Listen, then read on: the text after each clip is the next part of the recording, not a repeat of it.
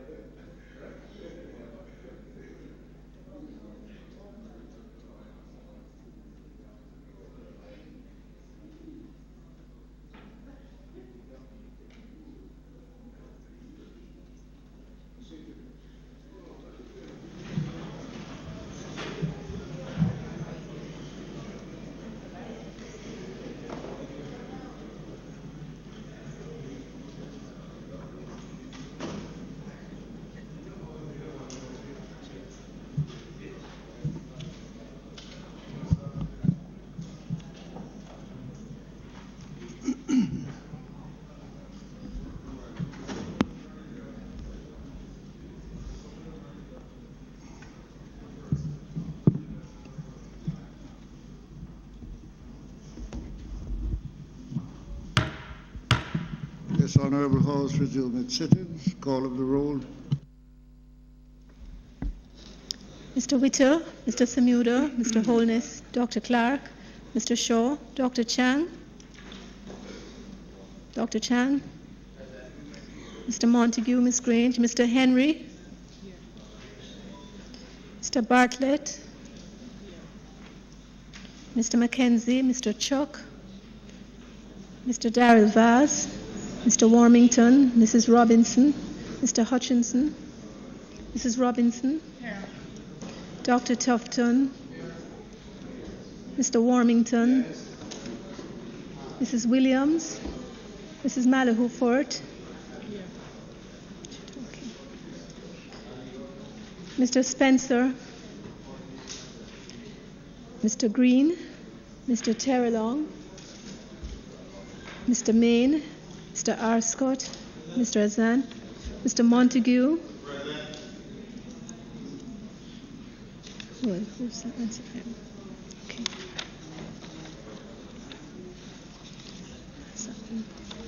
Mr. Brown,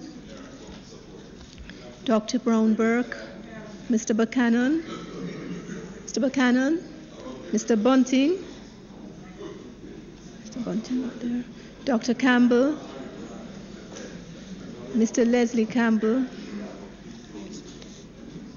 Mr. Clark, Mrs. Cuthbert Flynn, Miss Daly, Mr. Daly, Mrs. Dalrymple Philibert, Dr. Dunn, Mr. Fagan, Dr. Ferguson, Mr. Golding, Dr. Guy, Miss Hannah, Mr. Hales, Mrs. Holness, Mr. Hilton, Mr. Jackson, Mr. Kellier, Dr. McNeil, Miss Nito, Mr. Paulwell, Mr. Michael Phillips, Dr. Phillips, Mr. Pickersgill, Mr. Redman, Mr. Robertson, somebody's there, Mr. Robinson, Mr. Stewart, Mr. Reverend Thwaites, Mr. Dwayne Vaz, with Dr. Wheatley, Mr. Wright.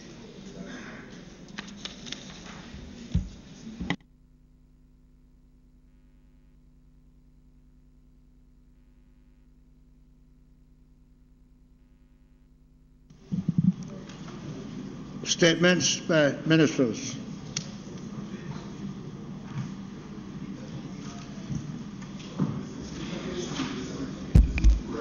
Mr. Speaker, the debate on the appropriations bill will continue today with the Leader of the Opposition making his contribution at a later stage in the proceedings. In addition to that, there is a motion in respect of notice of extension from any future prosecution for not declaring interest in business conducted as a member of Parliament with the government of Jamaica.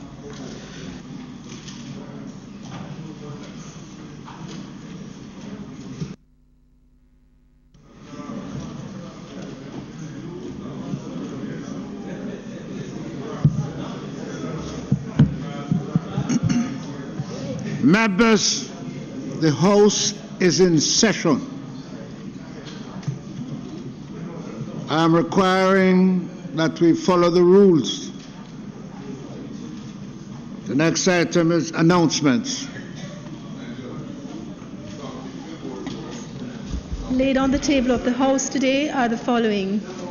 Annual report of the Development Bank of Jamaica Limited for the year ended March 31, 2018. The Foreign Nationals and Commonwealth Citizens Employment Work Permit Visa Amendment Regulations 2019.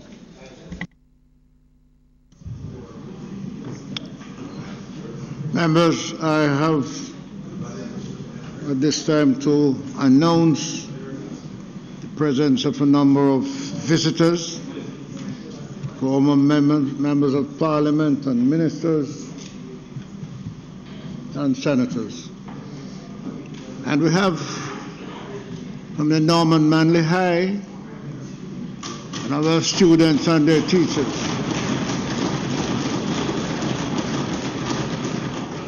From Tarrant High, students and their teachers. We welcome you here today and hope you enjoy the session. Bills brought from the Senate. Petitions, papers, reports from committees, notices of motion given orally. Mr. Semuda.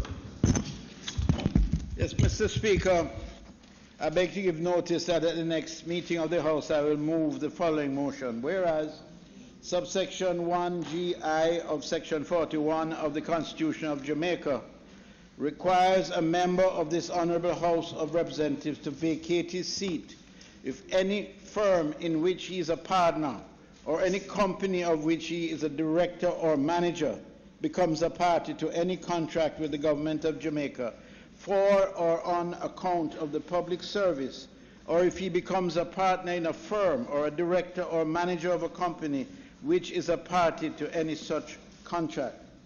And whereas the Member of Parliament for St. Mary's South East is a director of MedPro Jamaica Limited, which business includes all pharmaceutical supplies, sundries, and other items sold in a pharmacy not limited to medications, as well as back-to-school supplies, this company may from time to time enter into contracts with the government of Jamaica and its agencies.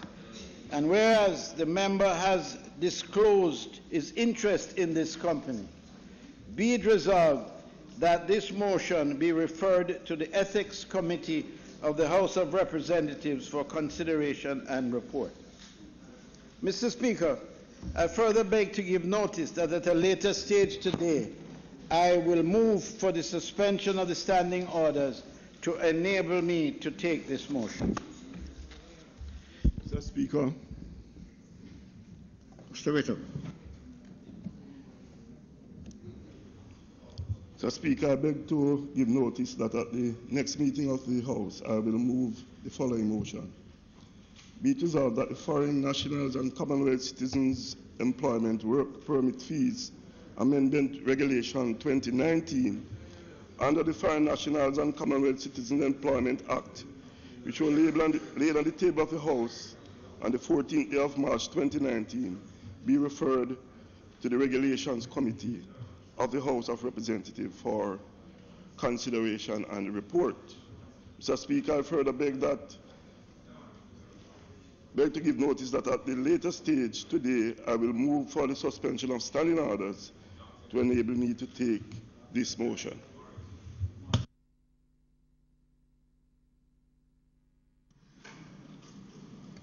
Questions and answers to questions.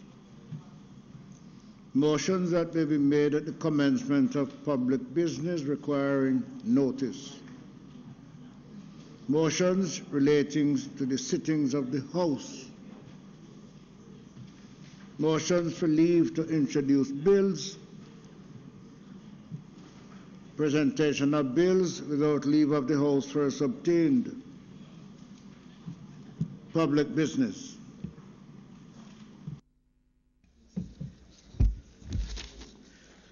Mr. Speaker, I now move for the suspension of the standing orders to enable me to take the motion, notice of which I gave earlier.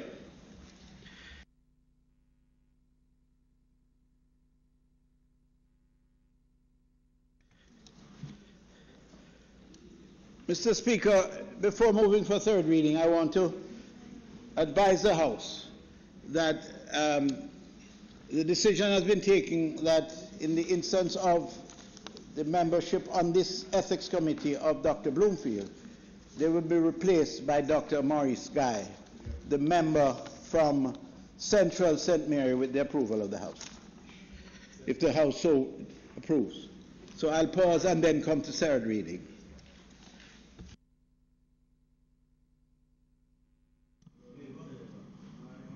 Those in favor? Aye. Those against? As of it. Mr. Speaker, I now move for the motion, notice of which I gave earlier, to be approved. Those in favor? Aye. Those against? As of it. Mr. Speaker, I now move for the suspension of the standing orders to enable me to take the motion, notice of which I gave earlier. Those in favor? Aye. Those against? As of it. Mr. Speaker, I now move that the motion be approved. Those in favor? Aye. Those against? As of it.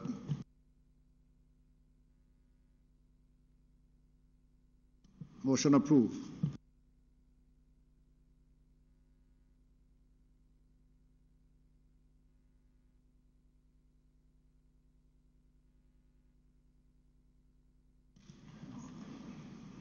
Mr. Speaker, all that remains really is for me to invite you to request.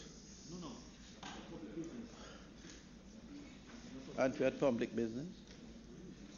To invite you to invite the leader of the opposition to make his presentation.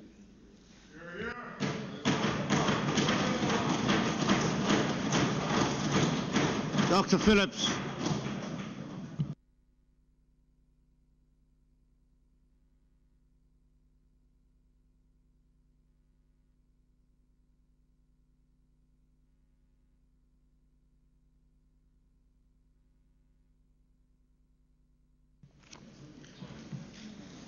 Mr. Speaker, it is with a sense of honor and privilege that I rise once again to participate in a budget debate in this House. I think at the outset, Mr. Speaker, it is worth observing that none of us who get to make our contributions in this House get here without the support, guidance, and encouragement of others. So at the very outset, I would like to give thanks to those. First, Mr. Speaker, much thanks is due to the people of East Central St. Andrew who have returned me their Member of Parliament over the last 25 years.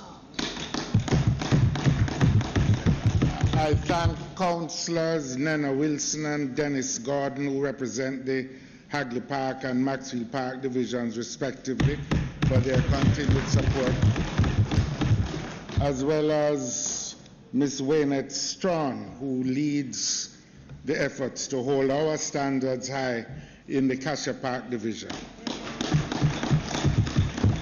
I'm also indebted to all the members of the constituency executive, the divisional executives, and the workers of the People's National Party organization in East Central St. Andrew for their continued and sustained love and support. I'd also like to thank my colleagues and comrades in the People's National Party, both those in Parliament and those outside, whose continuing support and encouragement and prayers have been an invaluable source of strength for me over the years. I'd also particularly like to express my appreciation to my family. My wife Sandra is unable to be here today in person as she's on business overseas. Consequently, I'm represented here not so much by the member from Northwest who is not here because he's in Portland. Yes. But I have brought reinforcements, and I have two sons up there, Luke and David.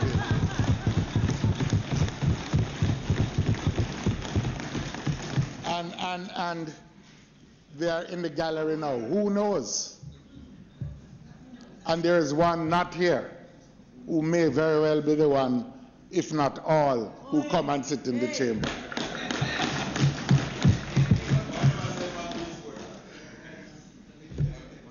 No,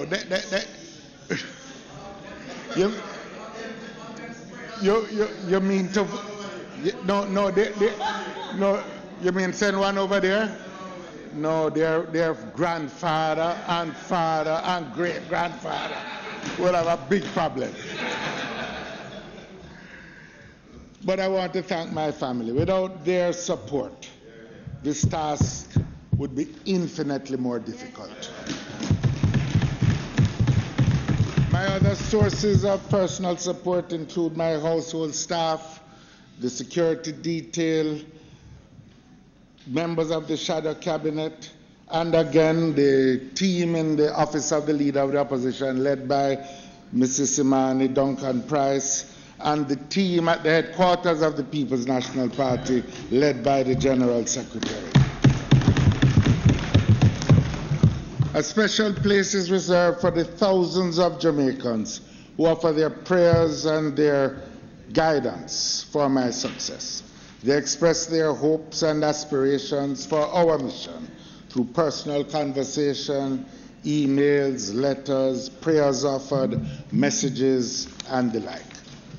I want to give thanks to you also, Mr. Speaker, and to the clerk and to the other staff of the House who make our tasks here, generally speaking, easier. Generally speaking.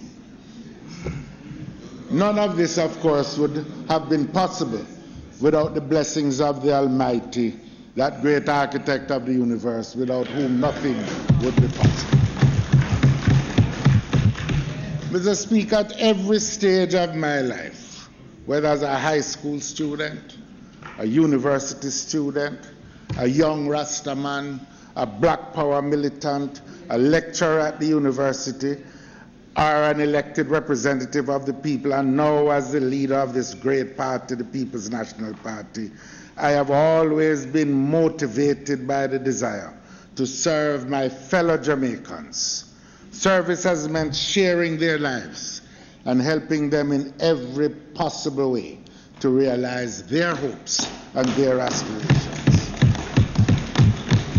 Together, we will continue to work to build a Jamaica in which every citizen, regardless of class, color, race, or religion, has access to the same opportunities for personal upliftment and for the fullest realization of their personal talents.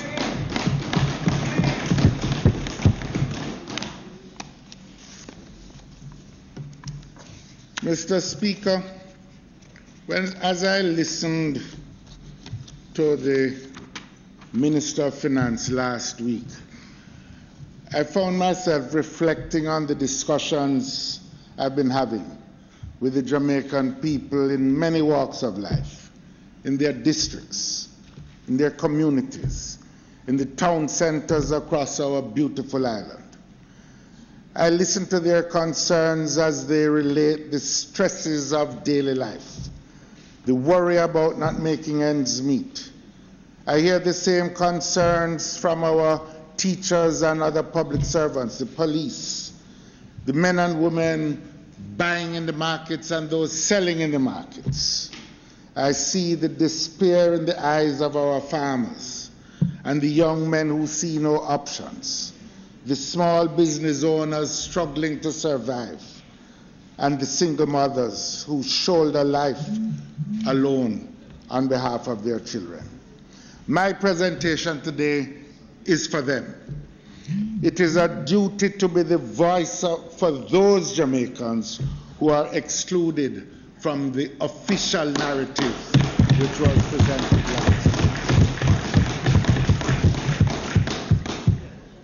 The budget presented by the Minister of Finance brought to mind the first lines of the famous novel by Charles Dickens, The Tale of Two Cities, in which he said it was the best of times and it was the worst of times.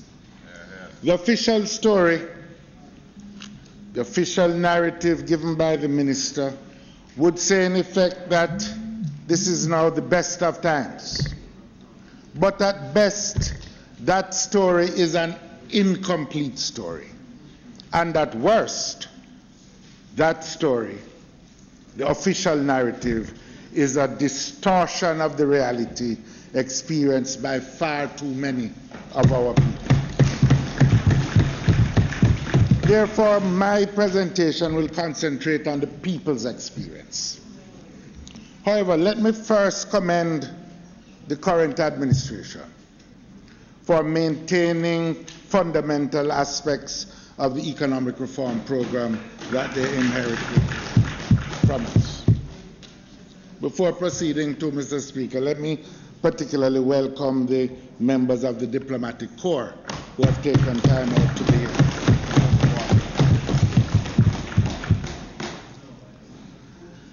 The question of the administration's continuation of the economic reform program was dealt with, I believe, extensively and brilliantly by the Shadow Minister of Finance and Planning, the member from South St. Andrew, last Tuesday.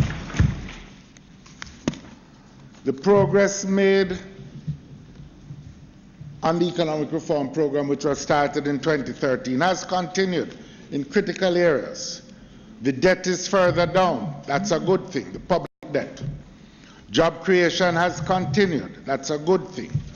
Some economic growth has been sustained and the revenues are up. I note with particular satisfaction the increase in revenues that, as has been pointed out already, has come as a result of the comprehensive tax reform efforts that were put in place between 2013 and 2016. We strengthened the administrative powers of Tax Administration Jamaica. We passed legislation to access third-party information and introduced transfer price rules.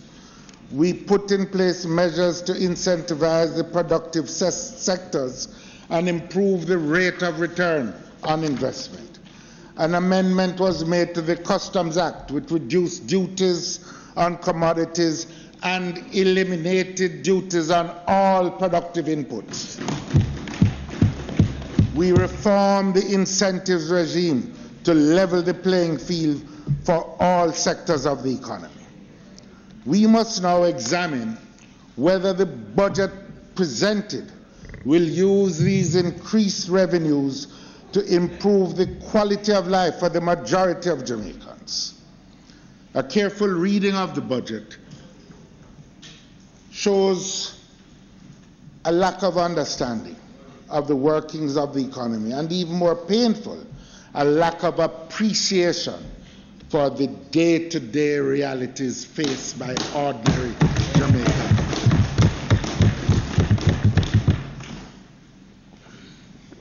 The minister announced a $14 billion tax give-back as the major component of a stimulus program. The question is, who will get the tax give-back?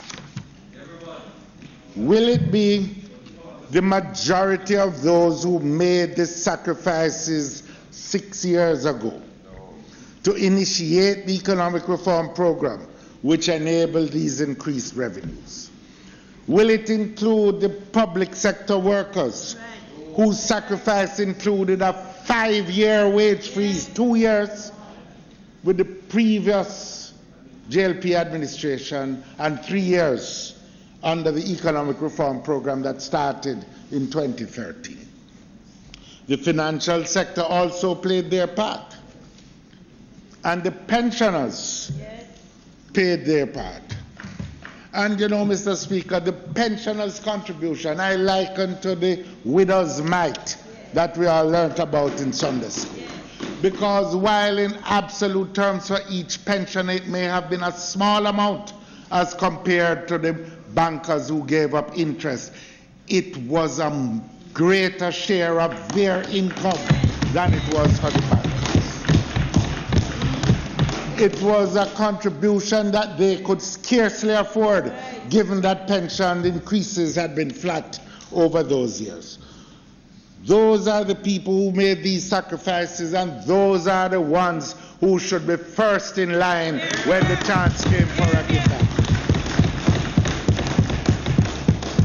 The benefits that derive from the national economy should be shared by all the people.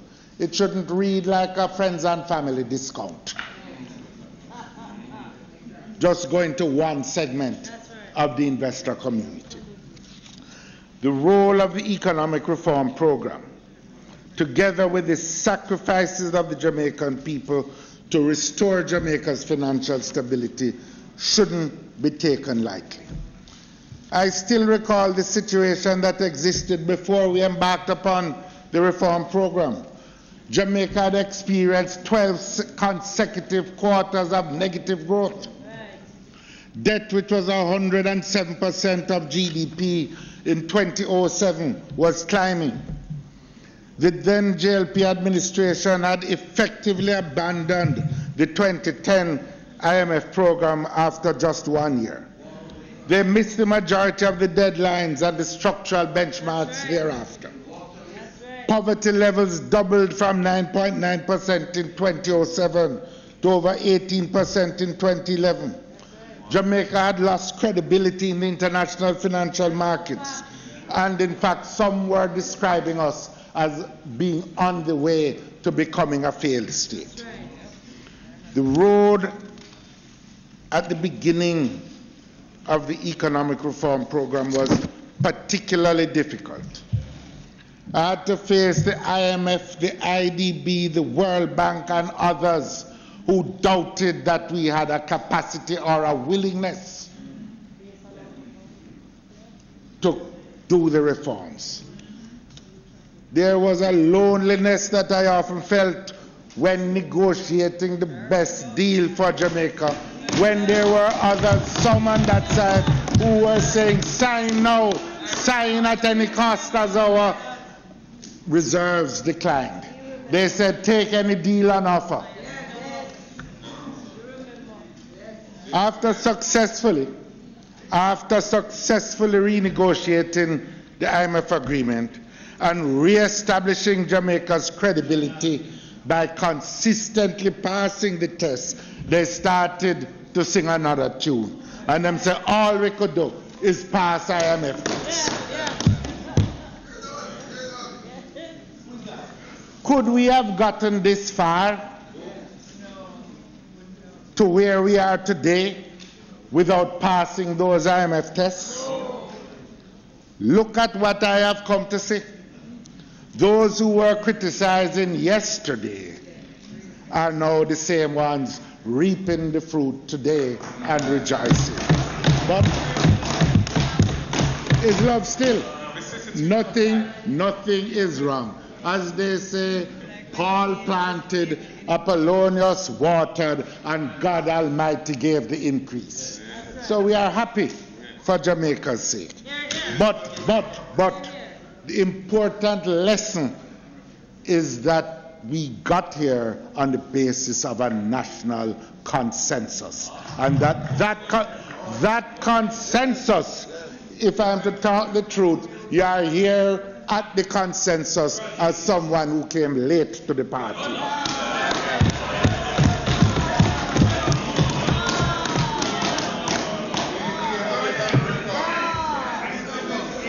No, I never talked to you. I talked to him. There is enough stones coming to you. Don't take up his own. Dr. Phillips. Dr. Phillips, please address the speaker. And let us not have this crosstalk, please. We were able to mobilize this national support because of the confidence of the people and what they had in our commitment and capacity to deliver. While all segments participated, let there be no doubt that it was the workers, the pensioners, and other consumers who bore the brunt of the tax packages that were then imposed. And the poorest bore the greatest burden, Mr. Speaker. In light of this, it is a travesty of justice that those who sacrificed the most in bringing the economic reform program into being are not getting any direct benefit from this tax giveaway. The budget presented by Santa Clark, the Minister of Finance, gives us little comfort in the fact that it excluded the majority of Jamaicans. That is not how you build a Jamaica that works for all.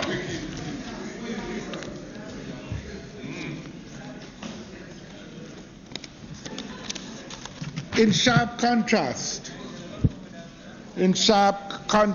to the minister's official narrative of the best of times, the reality is that our hospitals are overcrowded and under-equipped, and too many of our people, old and young, have suffered from the mismanagement, and some have died from the mismanagement of the recent dengue epidemic. The people's reality is that food prices are becoming increasingly unaffordable. In the cook shop like the one Miss D runs, the size of the box lunch that she prepares is being reduced as she tries to hold prices, but she can't keep up the same supply of food in the lunchbox. The official narrative doesn't reflect that aspect of the people's reality, Mr. Speaker. Tanisha, a nurse, tells me at the supermarket that the dollar can't stretch. As she reaches the cashier, she's embarrassed to have to put back some things. And Mas Harris says the same thing happened to him. He's a pensioner. The official narrative won't tell you that. Gas prices for motorists are higher today, even though oil is at $58 a barrel, almost half of what it was in 2013 when oil was at $98 a barrel. The official narrative is silent on that. The official narrative also won't tell you that last year Jamaica had the 5th highest murder rate in the world, and that most people don't feel secure. Half of the city of Kingston is regularly today without free-flowing water supply. On top of all of this, is the reality of mismanagement and corruption. In this debate, Mr. Speaker, we have to recognize the experiences of the overwhelming majority of Jamaican people who every day are struggling to make ends meet. We must do this because the official narrative leaves them out. There must be a better way. The official narrative set out by the minister won't tell us that Marcia, the bank teller, finds it hard to get to work and to get our children to school, while we allow the public transportation system to run down. It won't tell you that of those employed, over 700,000 are at or near the minimum wage and are quickly losing hope of the prospect of a livable wage. And these persons have families who depend on them. We can all easily agree that some work is better than no work. But when we look closely at the employment numbers, what we find is that the greatest share is in the BPO sector, under rent and construction activities, building activities. But the next significant segment of those employment numbers that have grown includes what they call other community social and personal activities.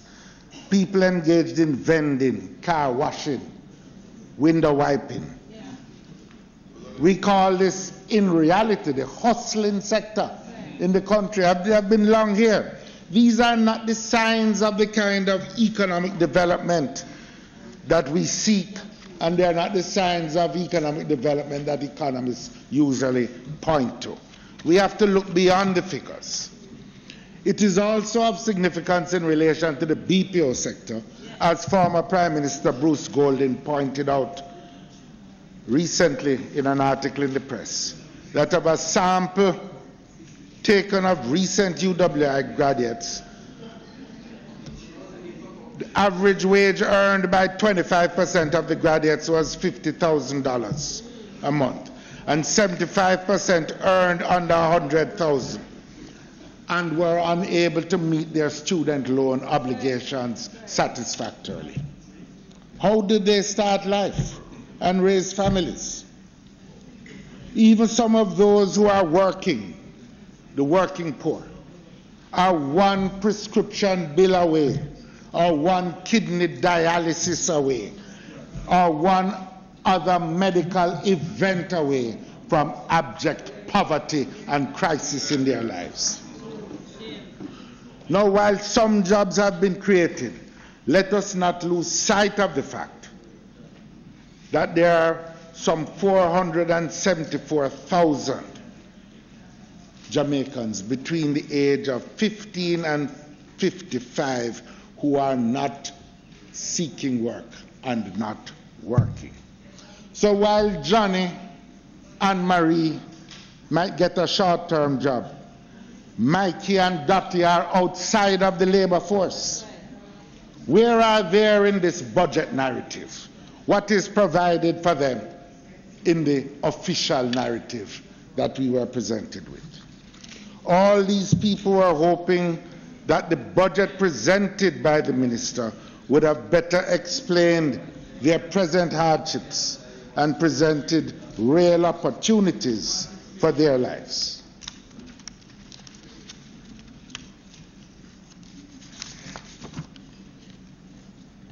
Simply put, their lives are not headed in the right direction.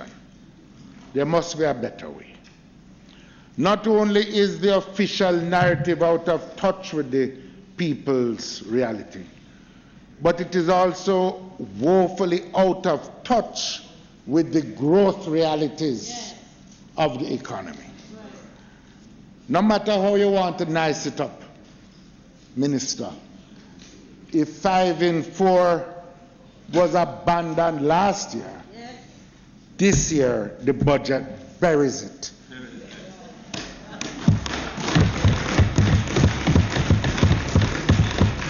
We are now in year 4. And you talk about 1.5% growth. Growth next year is predicted by the fiscal policy paper to be lower than growth this year. No better proof exists of the failure of the administration to deliver meaningful growth than their abandonment of the 5 in 4 mantra. Remember the launch? Remember all the pepper lights?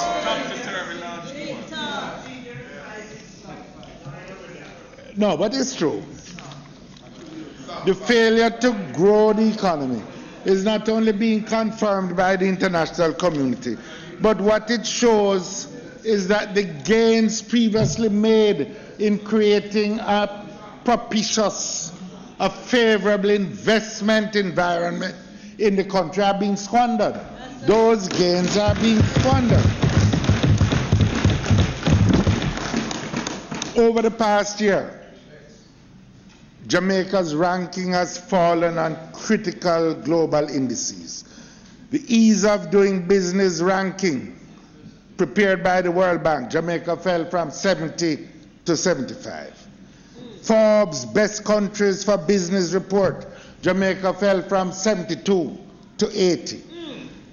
On Transparency International's Corruption Perception Index, we fell from 68 to 70.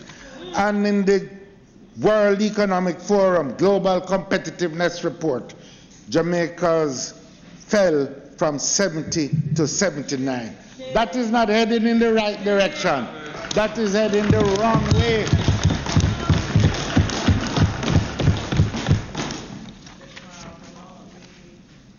So, Mr. Speaker, in addition to the hardship of the majority of the Jamaican peoples, and the likelihood that growth will remain anemic, there is much mismanagement. In fact, the youth in Maxfield Park, them don't say mismanagement, them say damagement. And that is what is occurring. Take the issue of road construction.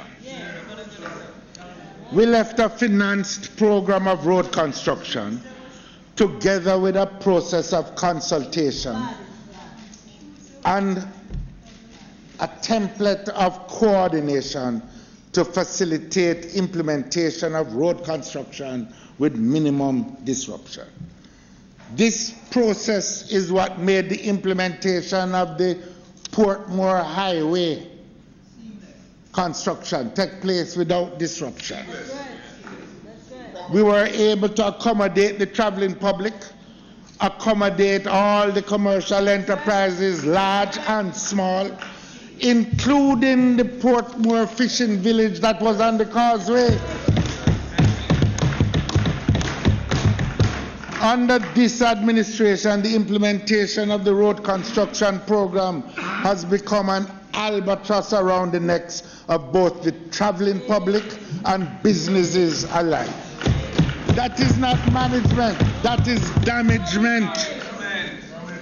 Who would contemplate locking down every major thoroughfare in the corporate area at one time?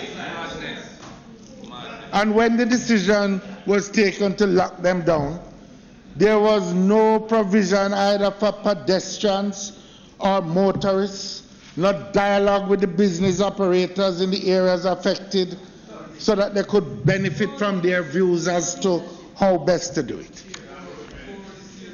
More damagement.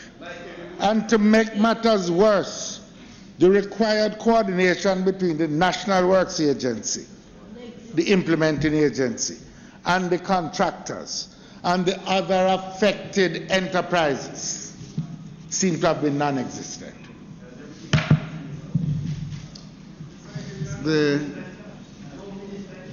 Mr. Simudo, the time for speaking on members has expired. You may wish to Mr. Speaker, I move that the member's time be extended sufficiently to enable him to complete his presentation. Those in favour? Aye. Those against? Ayes have it. Dr. Phillips.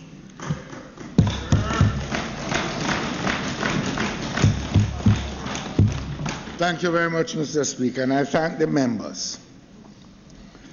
This coordination between the agencies within government and the businesses outside government, like the telephone, the providers, internet providers, seem to have been non-existent. Imagine the inconsistency of trying to secure economic growth and simultaneously closing down the businesses along Constant Spring Road, Hartley Park Road, 3 miles, and around the Portia Simpson Miller Square. Madness. Employees have had to be getting to work, arriving tired and frustrated as a result of the inept scheduling. JUTC can't complete their routes because of the traffic piles. The daily dust on Constant Spring Road make everyone sick, and especially the asthmatic suffer.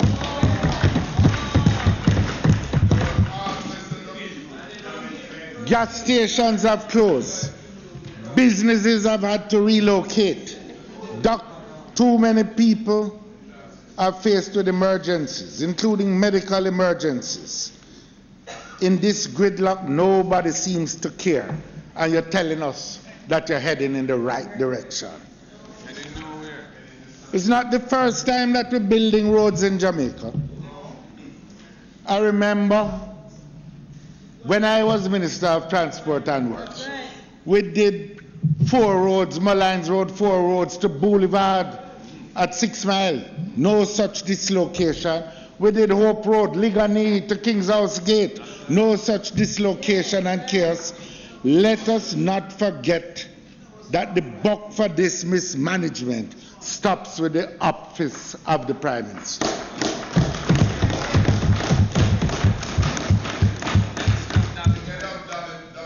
That is not just the businesses closing down, but when you look at it, because of putting up an overpass, you disrupt the water main coming from Spanish Town to Kingston. Who is in charge here? And then in trying to repair the damage of the original one, you damage the replacement again. More damage. Mr. Speaker, I feel particularly affected by this because the people in Hagley Park Road are part of my constituency. I share a good part of Hagley Park Road. And the residents, as well as the businesses, have been without adequate water supply for months. In fact, you have some too? You have some too? Yes, yes. We're spending most of the time, the last few months, getting water trucked to schools, to basic schools, to people, to residential communities, satisfying businesses. Quite frankly, I believe there is a case for legal action to be taken by many of those businesses against the state. Some of them have gone out of operation. I want to thank the Water Commission because truthfully they have tried in difficult circumstances and they have been responsive. I don't think the problem rests with them. The problem is a lack of ministerial oversight and a lack of coordination as the contractors and some of the agencies seem to be a law unto themselves. What? Lack of, well, the member from South St. Andrew spoke about the problem of the inflated Ministry of, what you call it, Economic Growth and Job Creation. He called it the Wagga Wagga Ministry because it is impossible to give the kind of oversight. We know the circumstances of the public sector. Lots of these things require direct ministerial oversight and involvement. Without it, the system runs awry. It may have been a good thought, but when you notice that it's not working, wheel and come again. That is what leadership should involve.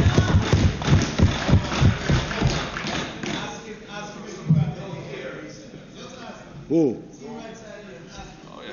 But look here. Carlos. No. Please address the speaker and do not cross talk with Mr. Samuda. Mr. Speaker, Mr. I'm Samuda, addressing the House Leader do not through disturb the speaker while he addresses the speaker.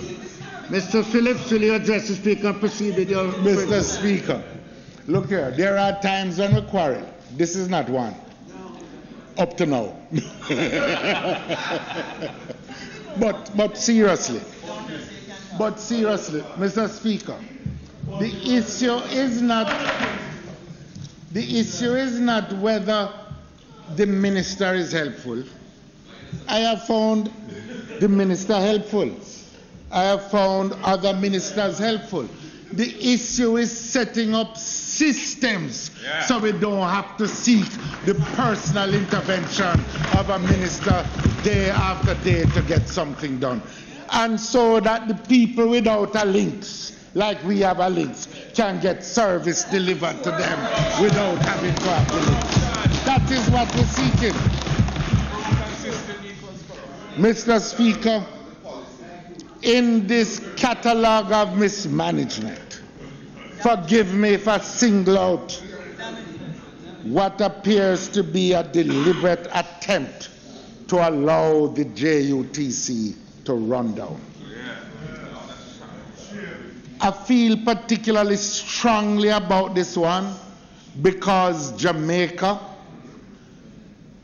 spent a lot of resources in buying out the previous operations when we had the one-man, one-bus system. Don't forget what that system was when the cry was no schoolers and the little children had to stand at the back of the line and we had people, we had young students murdered, dying for no other reason than for trying to get on the bus.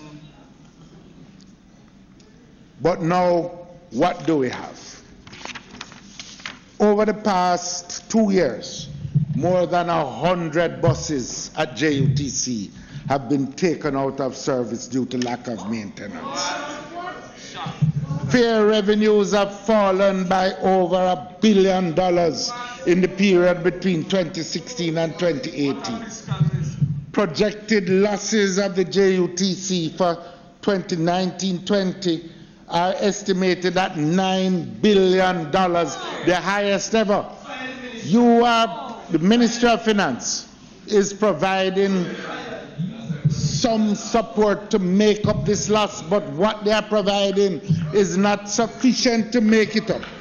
At the same time, there seems to be a free-for-all in the grant of licenses for taxis and others, which is going to have the effect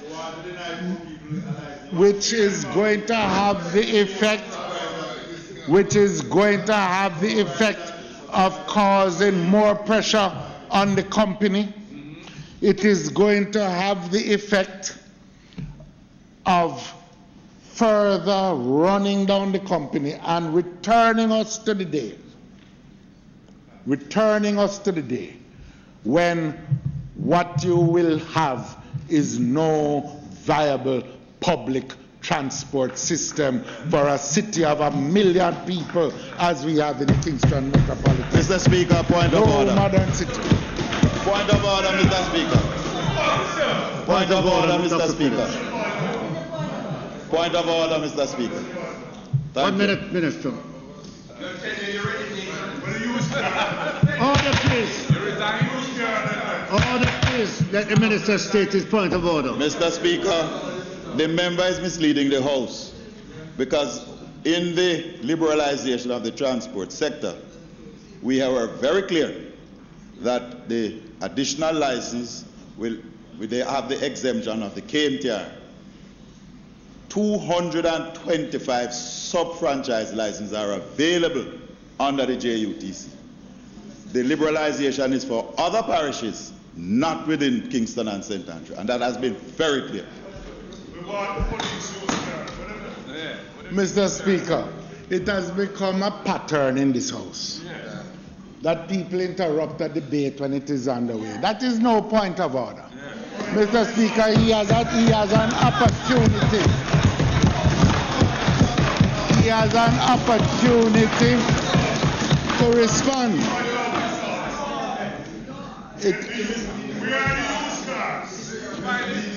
Mr. Speaker, there is no plan to return the JUTC to financial viability. And the point simply is that a modern city with a productive economy cannot do without an effective public transportation. Mr. Speaker, I believe, if your memory still serves you, you have experience, you have a recollection of the 1980s.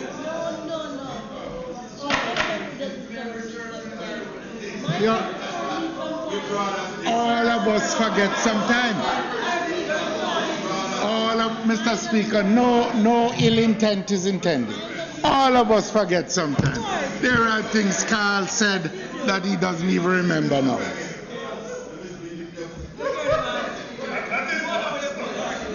Mr. Speaker, a word to the wise should be sufficient. Prime Minister, don't allow the JUTC to disappear and mash up again. The country spent too much to get where we are.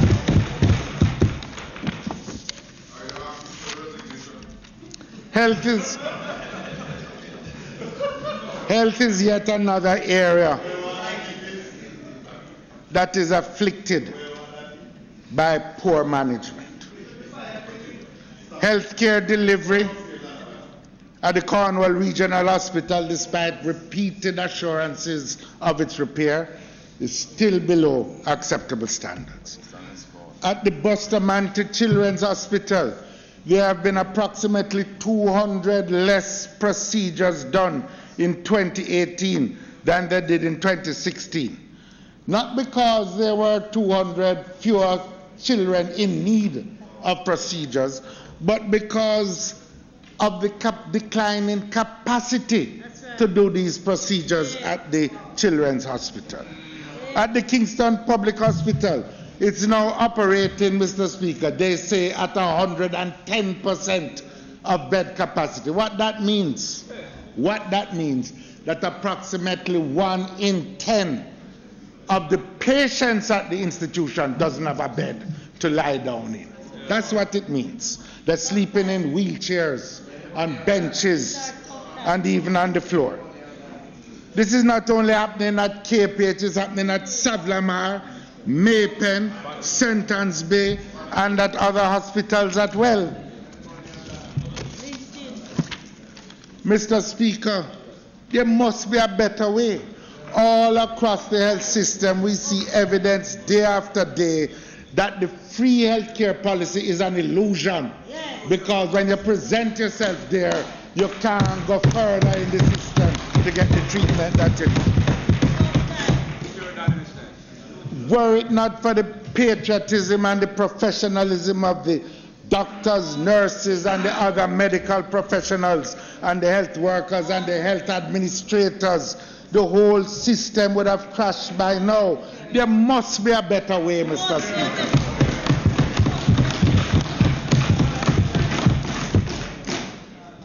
When you look at agriculture, you see the evidence of the damagement again. For us on this side, a fundamental weakness of the budget that has been presented is the failure to recognize that the rebuilding of the rural economy must be a critical cornerstone of any inclusive model of economic. It is also a pathway to wealth creation for rural families.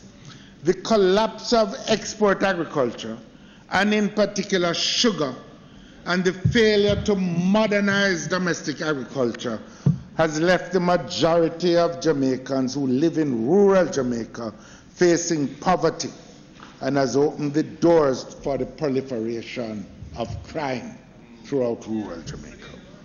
Agriculture accounts for some 250,000 jobs and represents 7.5% of the GDP. Average wage and average income in agriculture is lower than in the other sectors of the economy. And unless you solve the problem of agricultural incomes and rural incomes, you won't effectively tackle the problem of poverty overall nationally. In the official narrative, we are told that agriculture is humming at 5% growth. But this is below the potential of the sector. The truth is also that when you look at our major export sectors, what we are seeing is the crisis in agriculture. The food import bill is surging again. $1 billion. We have tried to reduce it. This represents effectively a transfer of wealth from rural Jamaica to overseas farming communities. The crisis in our sugar industry is deepening.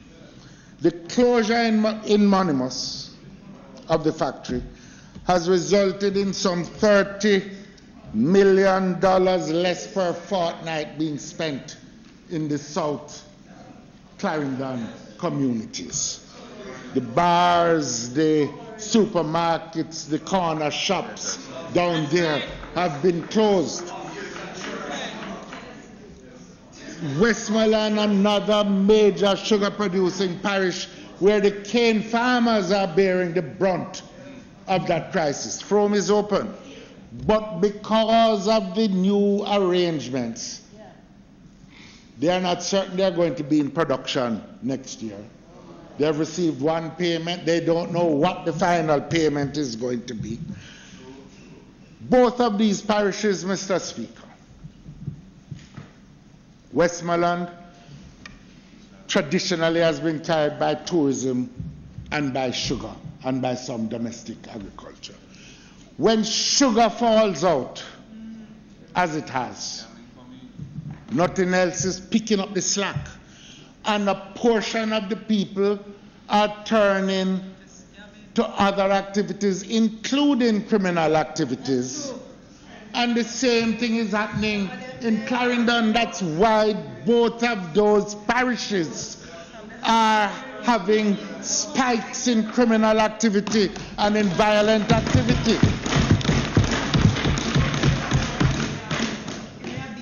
And yet there is no plan. For 2 years we were told all kinds of nice things going to happen to sugar. Nothing. After 2 years, no plan, no specific message to the cane farmers in Westmoreland whether they should plant or not plant next year. We hear that there is going to be a great plan for South Clarendon. Lands are going to be divested. But how? And what is the plan?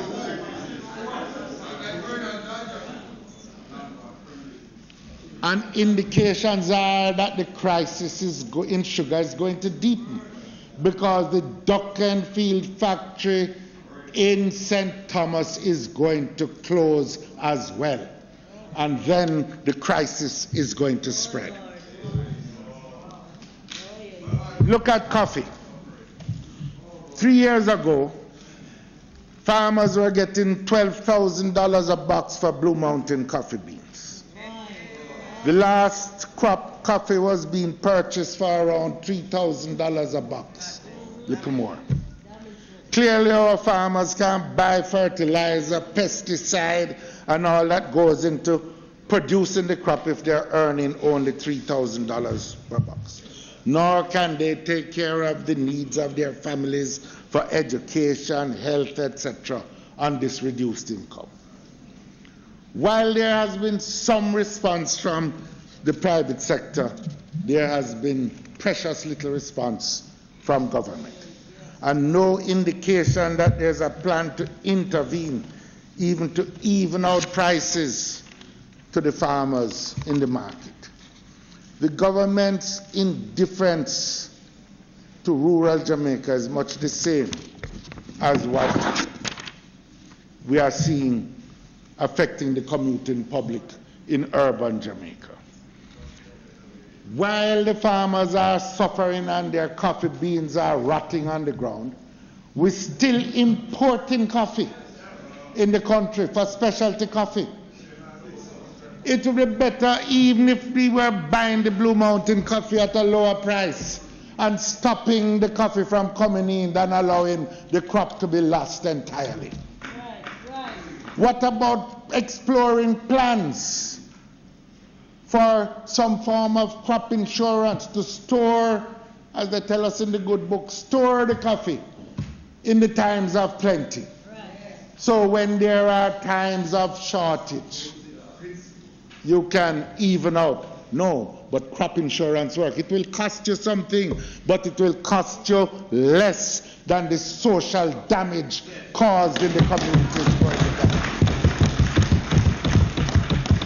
We can control the markets. Why should we not insist that the only coffee served in our hotels is Blue Mountain coffee and not some of the concoctions that they have, so that every visitor coming to Jamaica can get a chance to taste the best coffee in the world and not keep importing from other countries?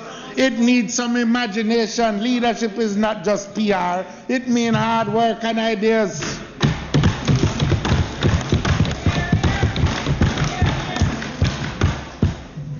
When it comes to cocoa, we have the same story of mismanagement.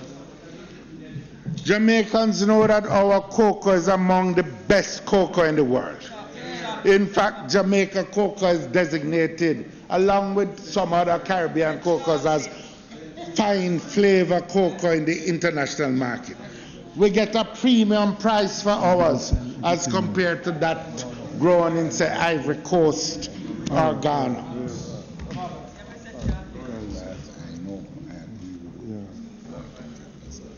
Yet, what is happening in this area is that with the introduction of Jacra, you have a situation where the cocoa farmers are able to negotiate higher prices than the price at which cocoa is being sold by the Ministry of Agriculture.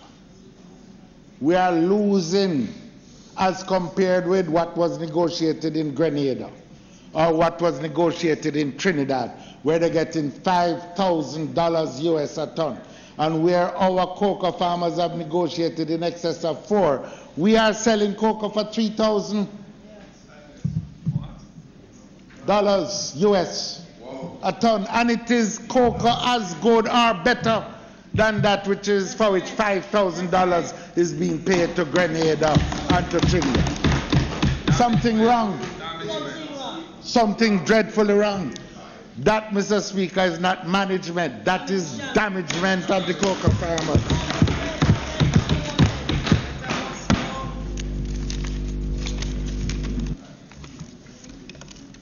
Mr. Speaker,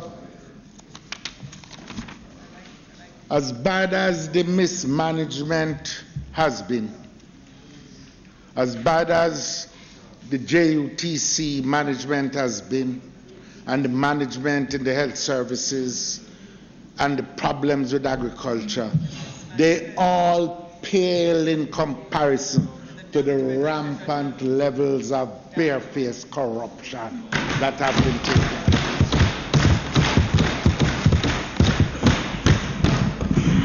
The news over the past year has detailed the gross mismanagement and corruption that took place in Petrojam and the associated agencies of the Ministry of Science, Energy and Technology, including National Energy Solutions and the Universal NESAL and the Universal Service Fund. The dimensions of the Petrojam scandal itself are just absolutely mind-boggling. $18 billion for oil losses. Directors reimbursed millions of dollars for travel not taken. Nepotism in the hiring of staff. Put it another way, nepotism might confuse people. Simply put, people hiring friends and family, usually unqualified, at the public expense. The breach of procurement rules resulting in overspending nearly $100 million for a wall that was initially estimated to cost $29 million. In fact, in the Western Hemisphere, Mr. Speaker, the only wall more expensive is in Texas. Oh dear.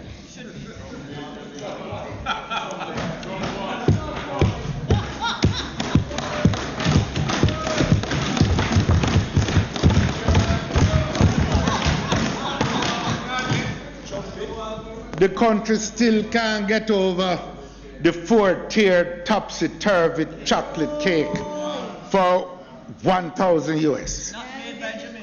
So this topsy-turvy cake was in early 2018, and it was followed by the famous or infamous Wakanda party, dancing girls and all. Prime Minister, none of the ministers who attended the party never come back and say, boss, that's not right. Close it down. Something is going wrong. Not one never come and tell you.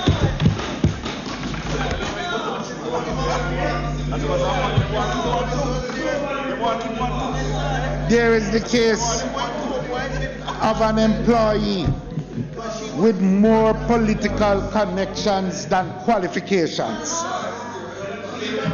who was terminated with a golden handshake for poor performance. Was it payment? No, it wasn't there. Then there was the question of the misrepresentation of the same golden handshake in the parliament for the Human Resource Director. Misrepresentation of the facts regarding the plans for Petrojam, including its valuation. The list goes on and on.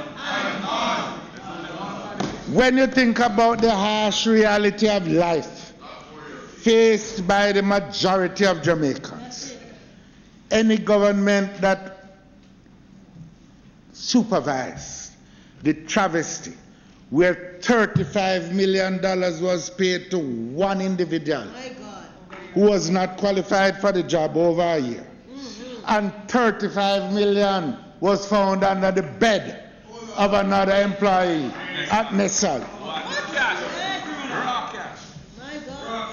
Any government that supervised that is just callous and uncaring. $70 million between two people. Imagine how much hospital bed that could buy. Imagine police car that could buy. Imagine school furniture that could buy. Instead, money was being diverted into the pockets of a few for their own personal prosperity. And you know, Mr. Speaker, from all reports, it's not done yet.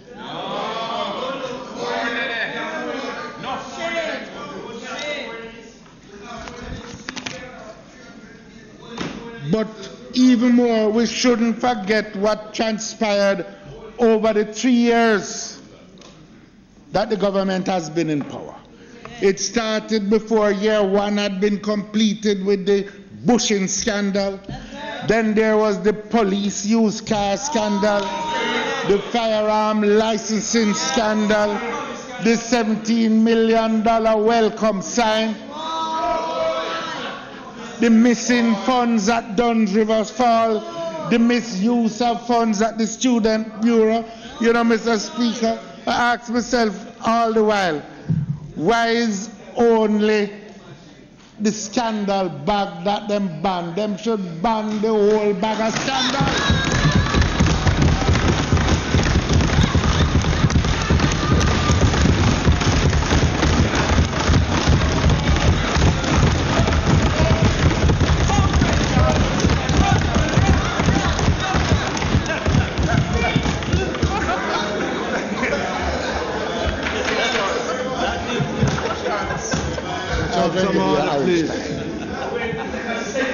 Mr. Speaker, it's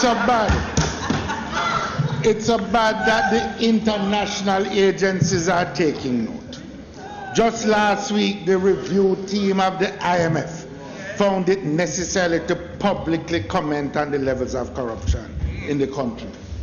They are usually very circumspect. When you see them go there, you know that the cup run over and them can't keep quiet no longer.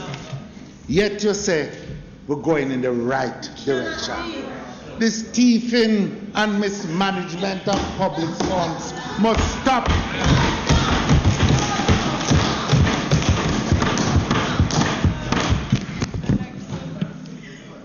Let's look, Mr. Speaker, at what is being proposed at Bernard Lodge. In the 1980s, these lands were part of the Agro 21 project. Extensive underground irrigation infrastructure was put in place with the assistance of USAID, I believe it was, as part of the drive to get Jamaica into winter vegetable production. That infrastructure is now valued at tens of billions of dollars. The irrigation wells were rehabilitated a few years ago at a cost of $6 billion borne by the Jamaican taxpayer. For over a decade, some 200 farmers, some with lease agreements, some who occupy lots with the knowledge of the National Land Agency, have been farming these lands. They are now being told that they will be removed to make way for a chosen few who will be the beneficiaries of a new Bernard Lodge development plan. One of these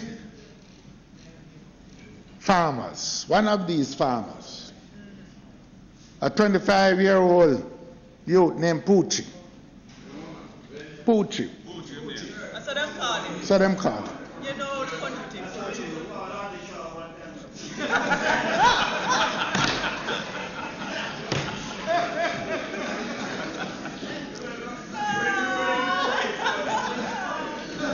Actually, I believe he's originally youth, 25-year-old, originally hailed from St. Mary. I don't know West also. I don't know. A Jamaican. That's right. He maintains 140 acres, trying youth.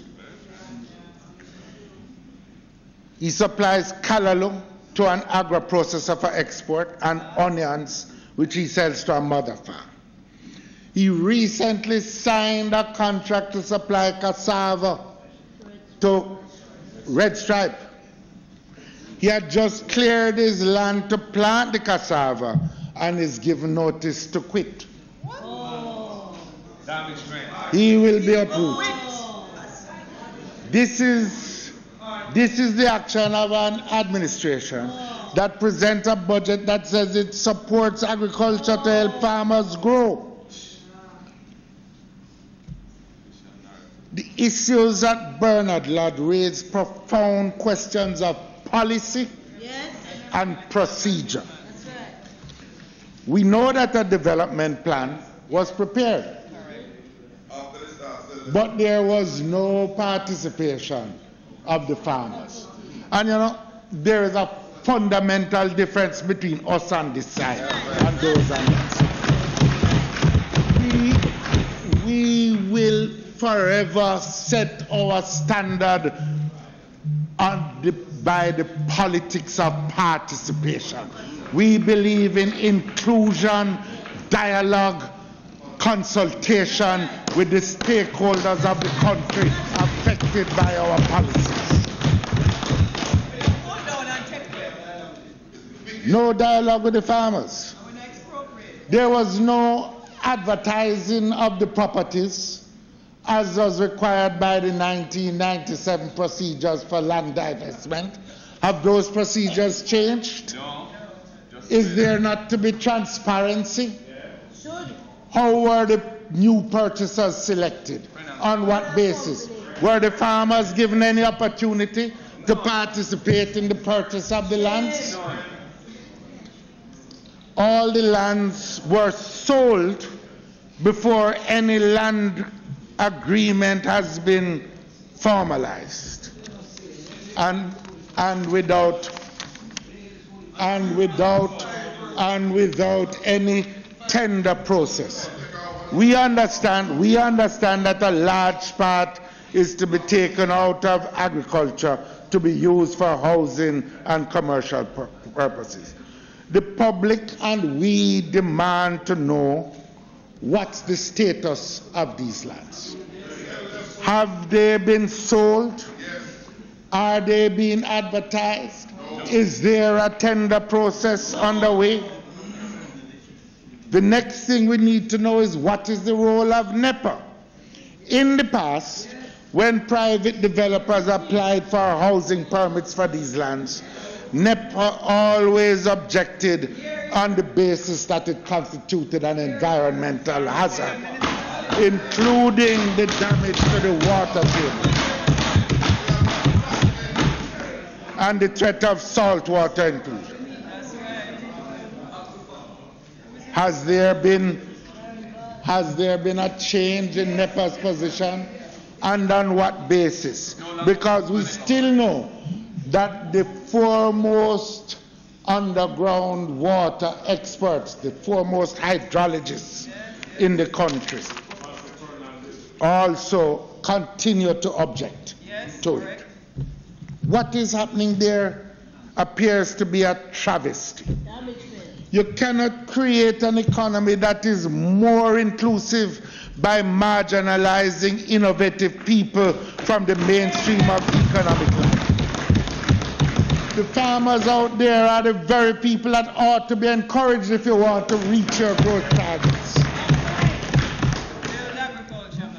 What the Bernard Ludd saga seems to confirm is that the policy in place now is for prosperity for a few connected people and leaving the others out of the system. Let me serve notice that we have received a request from the farmers to take up their cause and in support of justice and fair play. We are making a formal demand that the government remove the roadblocks that have been put in place to deny the farmers access to their crops. My God, man, they have crops on the land, allow them to take them off so they can reap the crops for the benefit of their families. And reverse the decision to transfer control of the property to a few without any open, transparent process. Invite the fullest participation of the farmers in preparation of the new development plan. This is a pattern, you know. It's not the first time this is happening. No. This is a pattern. We see it in the treatment of the vendors at Constant Spring Market. We see it in the destruction of the coffee crops of the farmers, Blue Mountain in St. Thomas. We see it also in what has been happening at the Mount Nelson property in central Manchester and the Bullhead property in central Manchester. What we're seeing is that the many who are farming and trying are being moved off to satisfy some other objective without their consultation. It is moving in the wrong direction.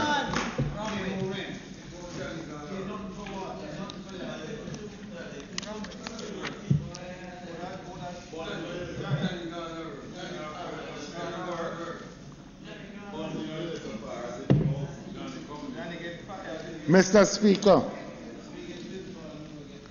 the increase, if it comes to windfall, you know, understand, windfall don't only flow to poor black people, you know. Many other people in Jamaica have got many windfalls over the years. So they call it incentive for some and windfall for others. Not right. That's what I'm saying. I know about it. I changed the incentive regime so everybody could benefit. Yeah.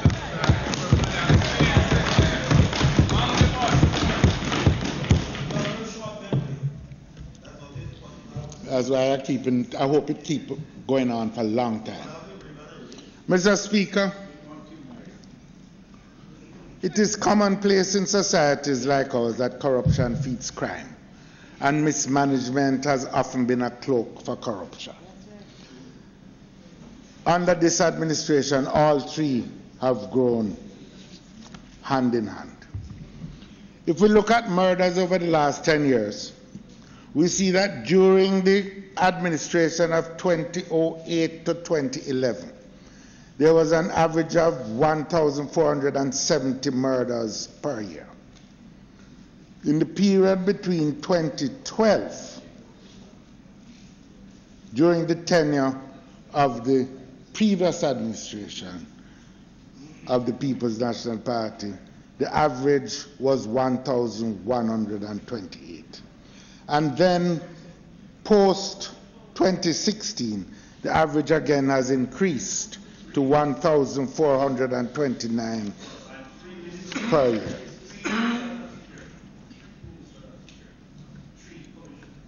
Why is this so? Part of the problem has been the limitation on resources. When the mobility of the police force became a crucial factor in crime fighting, the response was to provide the used cars. The member from Central Manchester pointed out then that there was no police force anywhere else in the world that was using used cars. None. But put that aside, we still haven't got the cars. And as a consequence,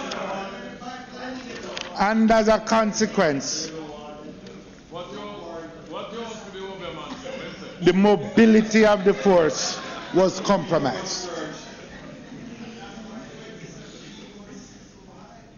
After the problem with the mobility, there's no doubt that the morale of the force took a blow. We kept saying during the wage negotiations for the public sector, take the police out of the line,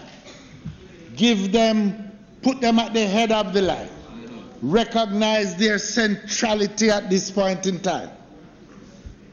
Our advice wasn't taken.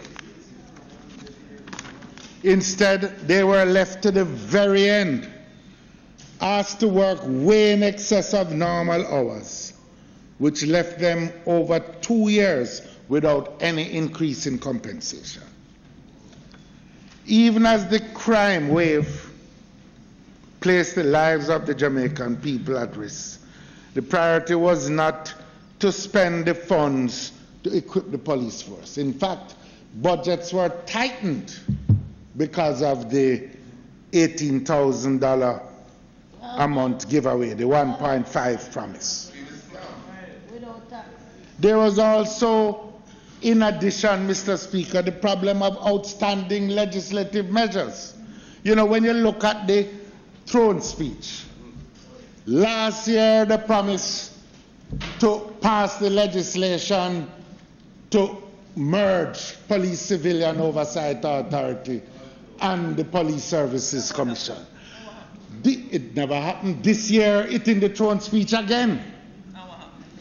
We will see what will happen this year. But those legislative measures would have been critical for the reform of the police force in order to do some of the things that need to be done.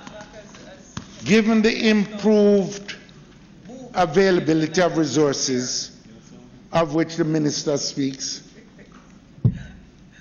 how do we explain the low numbers on the ground to combat the present crime wave? Why is the administration not using the Zozo more in the affected areas, not just in St. James, but in Clarendon, Westmoreland, other parts of the corporate area? Why not? Mr. Speaker, Zozo provides for deployment of joint security forces, police and soldiers together on the ground. It gives the security forces the same powers of a state of emergency to detain suspects, search and cordon, etc.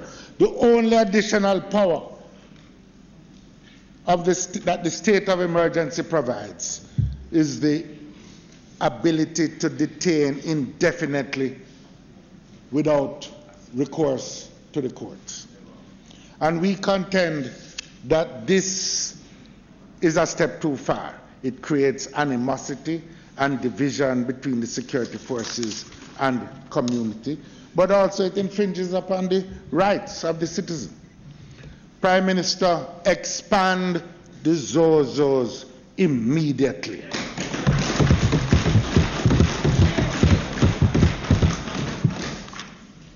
In addition to the Zozos, we need a more effective crime-fighting plan, which includes amending the legislative framework and building the national consensus.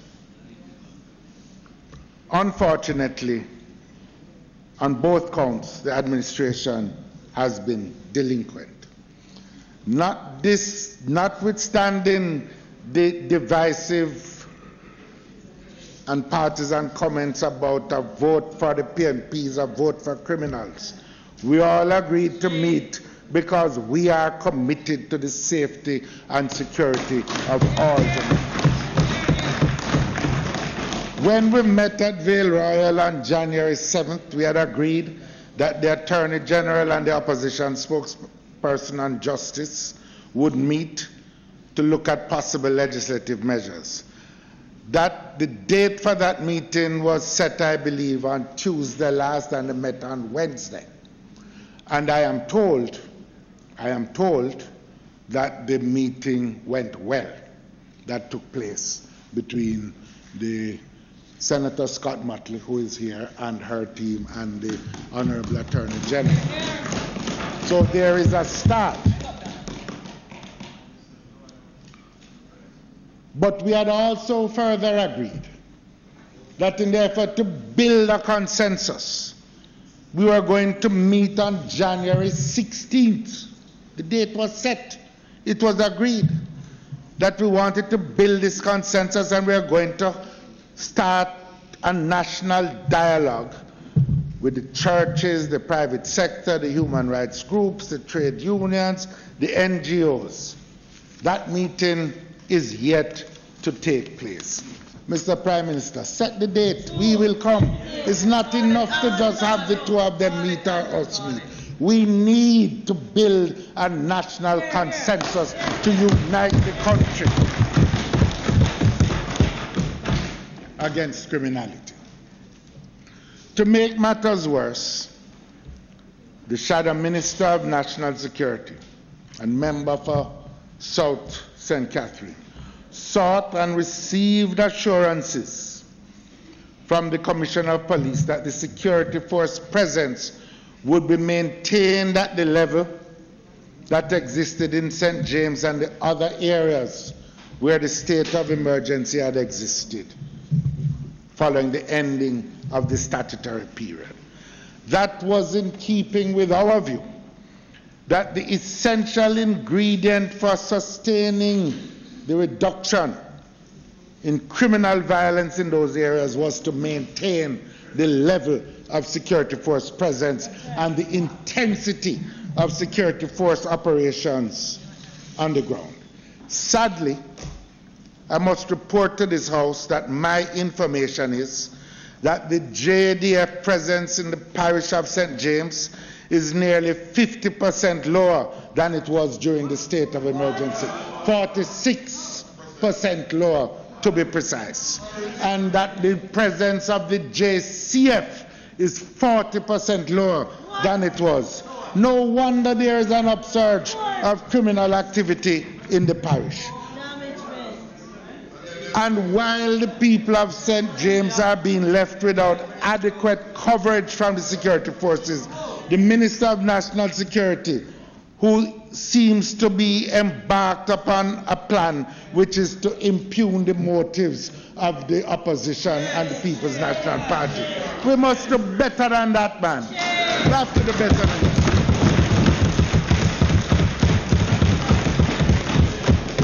You have the powers to put the Zozo in place. Put the Zozos in place. You will get the joint command. You can further amend Section 9 of the Jamaica Defense Act to give more powers to the JDF if that is desired. But most of all, as government, you have the responsibility not to play politics with people's lives.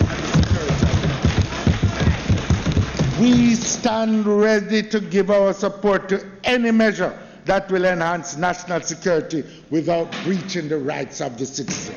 Therefore, let us build a national consensus around an effective crime plan that will unite the people and change their reality as far as criminal violence is concerned.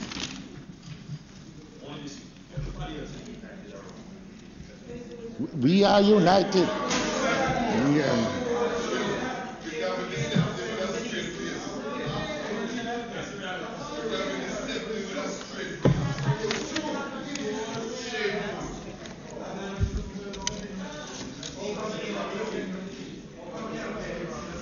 Mr. Speaker, Mr. Speaker,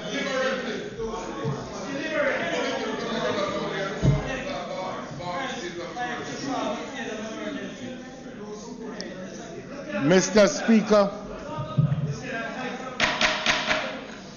None of that, please. None of the crosstalk, please. Mr. Speaker, I now turn to the root of the problem, which is the persistent inequality in our society. This is an inheritance of our history. There's no doubt. But it is a reality that must be confronted directly and defeated if we are to achieve the levels of inclusive growth needed to improve the quality of life for all Jamaicans.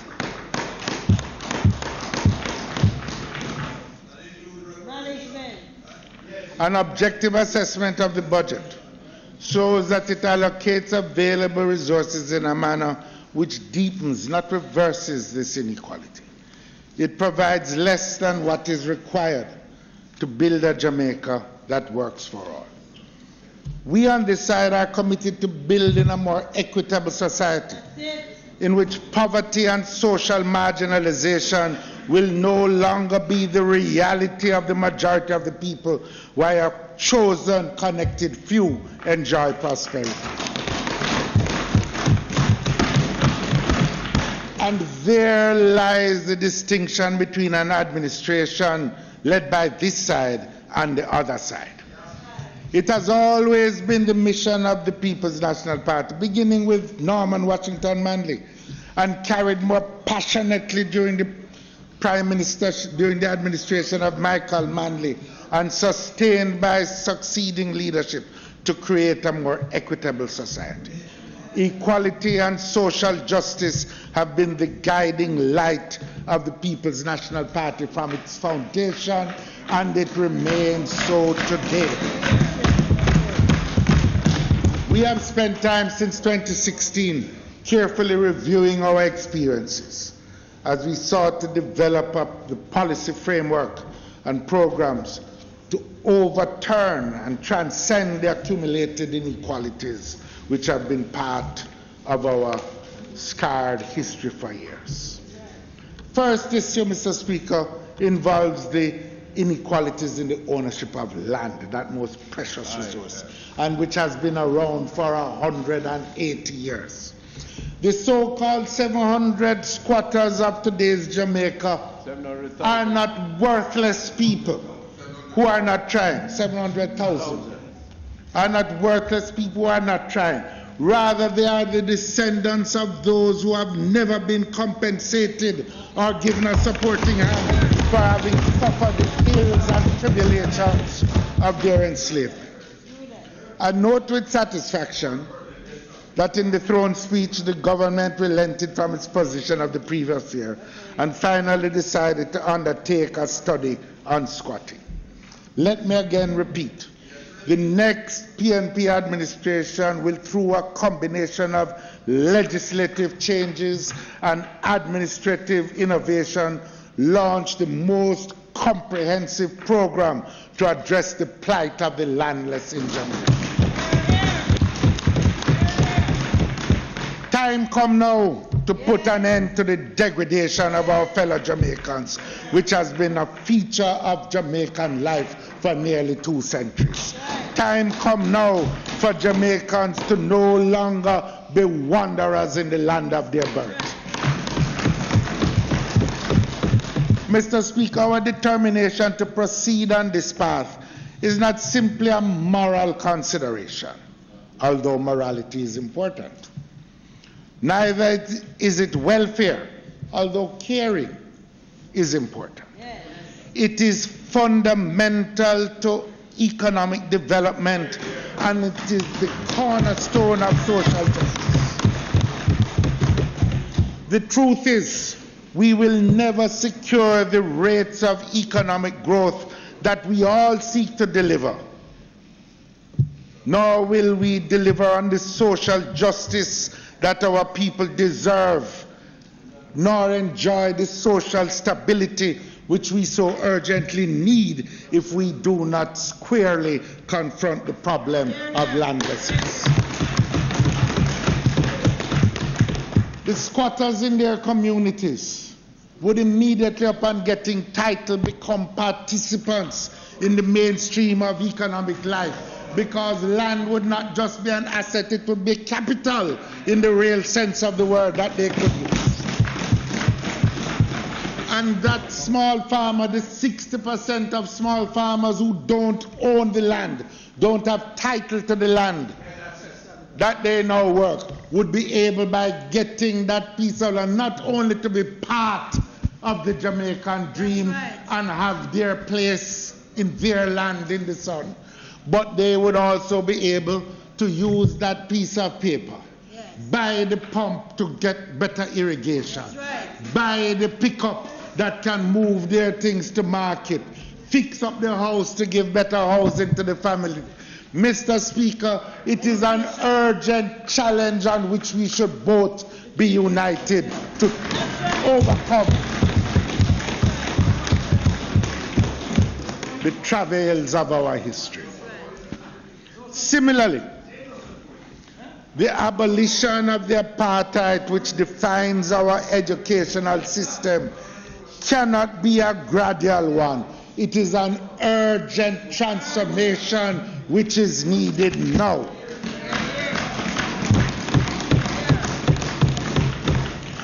There can be no higher priority than investing in the capacity of the children of those who sacrificed over the years.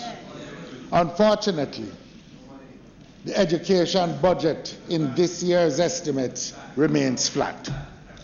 When we left office, a program was being implemented to bring an end to the shift system. It would have ended by now.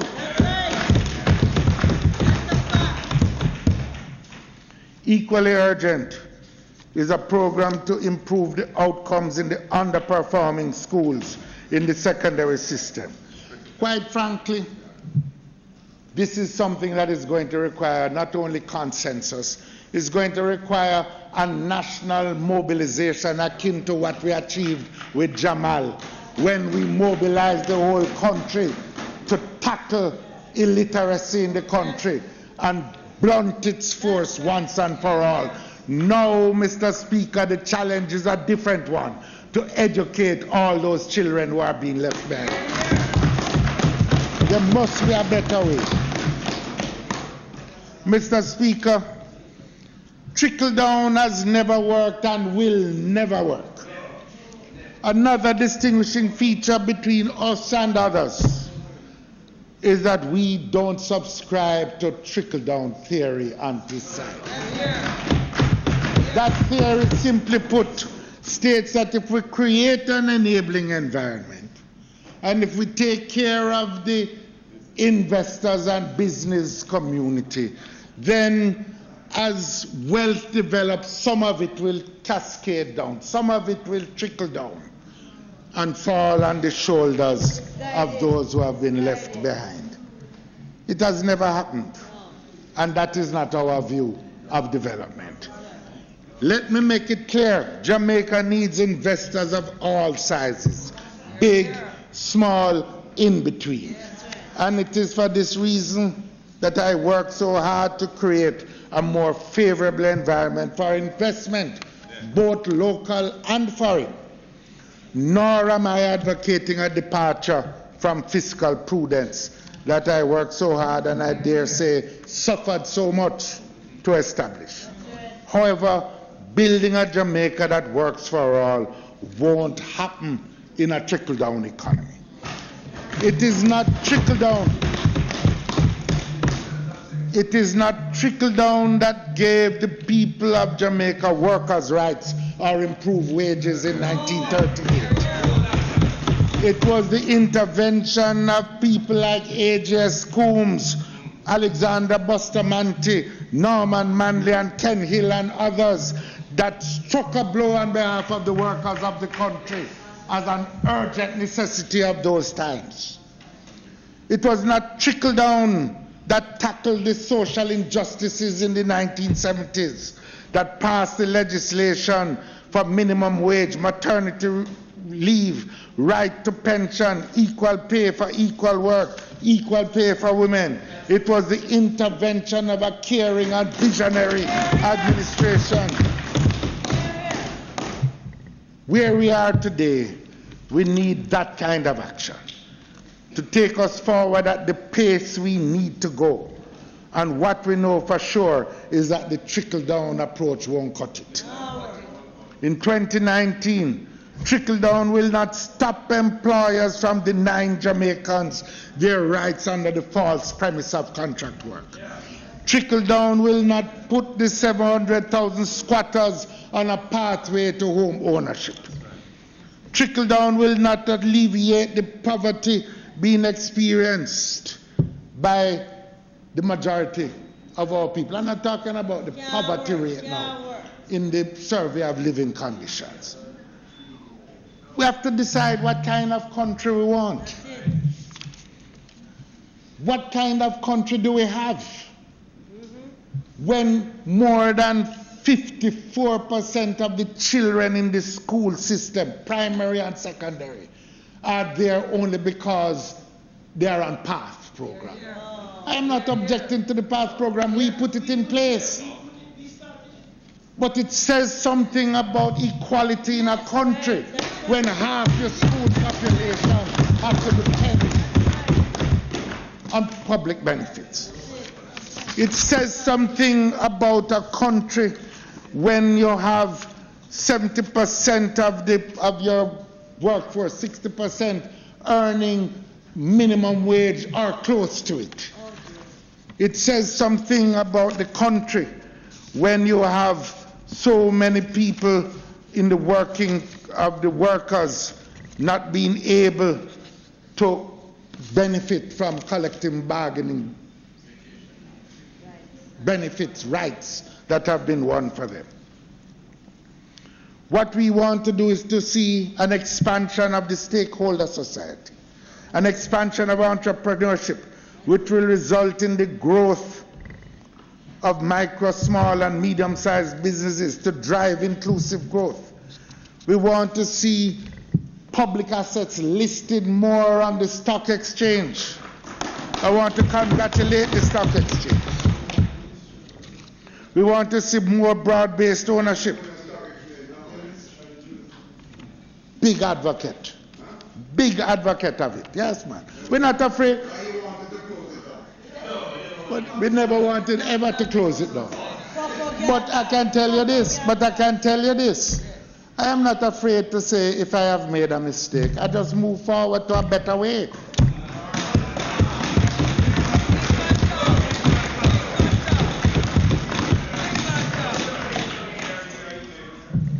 One of the areas where inequity is most stark is the situation with the workers in this country.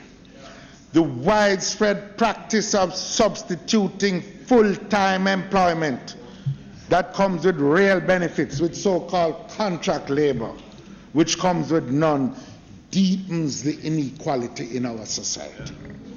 We all know of the situation which exists in relation to the government service, where you have hospital ancillary workers, porters, etc., and in the security sector with security guards. But this practice has become more widespread in the tourism sector. It has even extended into the manufacturing sector.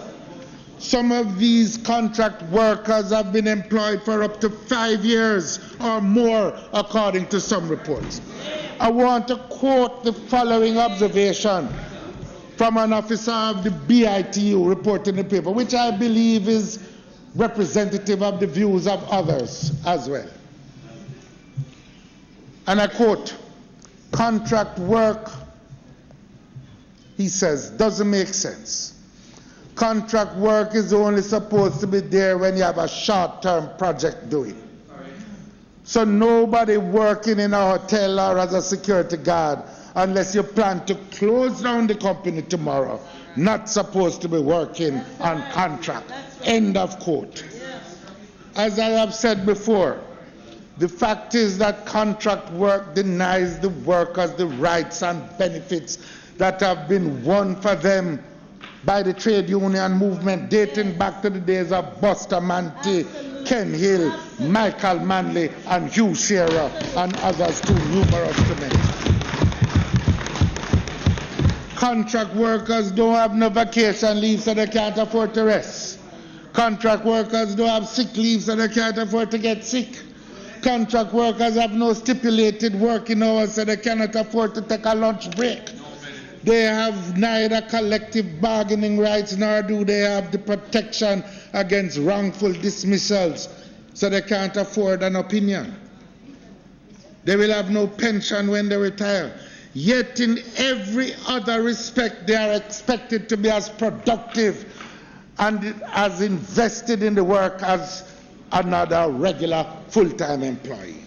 The next PNP administration will bring an end to the use of the contract system to abuse our work. You know, Mr. Speaker, this is an area which shows that as a country, we're moving backwards as far as the solving the inequality in the society is concerned. You are a trade unionist, you have given your life to it, you too, and others in this house. The workers won many rights. there are complexities to the problem. And the fact is, in order to solve some of these complexities, we commissioned a Labour Market Reform Commission. The report has been completed almost 2 years now, but no action has been taken. Prime Minister, time to dust it off. Let the House consider it and let us put something in place.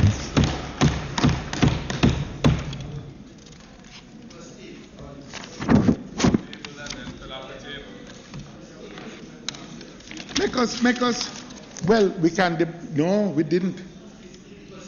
But nothing else. Nothing else. I believe we should put it immediately to a select committee. Let us consider it.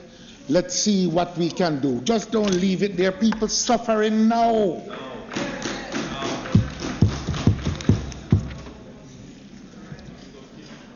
And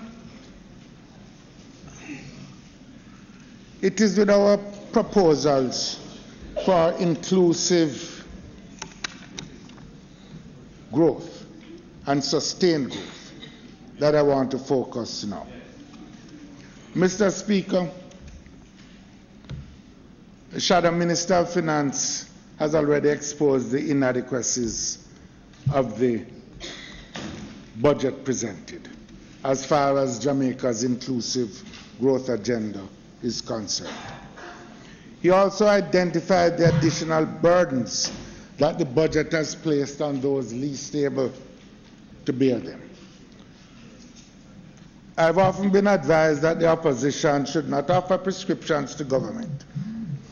However, Jamaica is at such a critical stage that we can no longer stand by without informing both the public and the administration as to where Jamaica is headed in the wrong direction and show where there is a better way possible. This debate does not allow for a full presentation of our development agenda for Jamaica, but I would like to share some thinking on critical elements as to a way forward. Mr. Speaker, frankly speaking, the first and fundamental issue to be tackled is the rebuilding of the rural economy as the cornerstone for inclusive. The collapse of export agriculture, in particular sugar, and the failure to modernize domestic agriculture has left the majority of Jamaicans who live in rural Jamaica facing poverty and opened the doors to the proliferation of crime. Our plan for rebuilding rural Jamaica calls for the national mobilization of resources to provide quality education and training in order to create the kind of labor force that can modernize agricultural production in coffee, cocoa, cannabis, ginger, and other high-value crops. We propose to expand economic opportunities not just with agro-processing, but with community tourism, music centers, sports development centers in the rural economy, and other creative industries. Imagine, for example, take a place like, I was going to say Frankfield, where you have a school that has been winning girls' champs years after years after year, where they have some expertise, where you could establish training facilities, get foreigners who want to learn to run fast to come there in the rural climate, and then the tourism, the construction would develop around that kind of facility. Think of out in the east where the music industry already is, where we can build performing arts centers so people can come. Rural economy don't just mean agricultural economy. It is a broader concept that we must deal with. We will provide jobs through climate change and adaptation and mitigation. And we will drive the knowledge and innovation industries in the rural areas as well. Secondly, as I indicated earlier, we will embark on a massive land titling program to allow for easier, speedier, and more affordable land ownership. That will make the announced reduction in transfer tax truly work for the majority of the Jamaican people.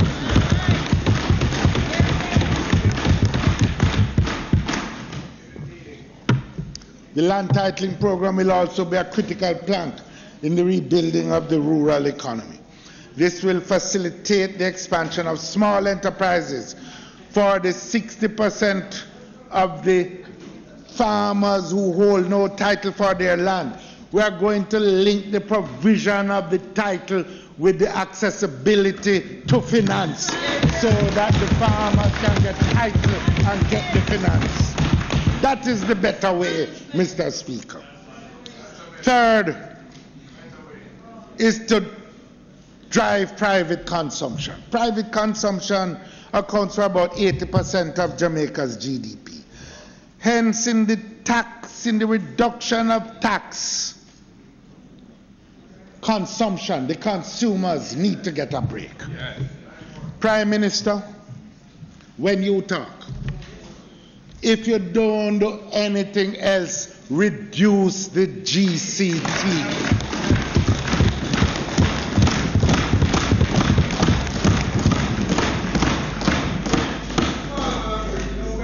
Do it.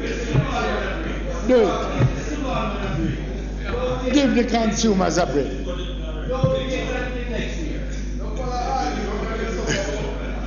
But I wanted to add, no, you can, him can wheel and come again. Talk to him. Do it. Talk to him. And take something off the gas as well. Remove the LC. The consumers need a break, and it will help you with your JUTC. It will help you. All right, so I will speak about it in my sector. So you better take it down. Fourthly. No. Order, please. Order, please. The only reason why we said no, you know, because the poor can't take no more.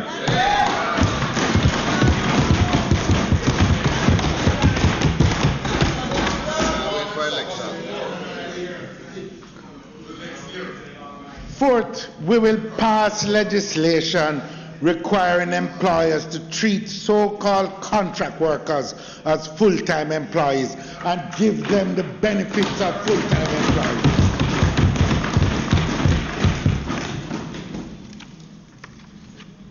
I said already that we need to get and consider and implement those desirable aspects of the Labour Market Commission report.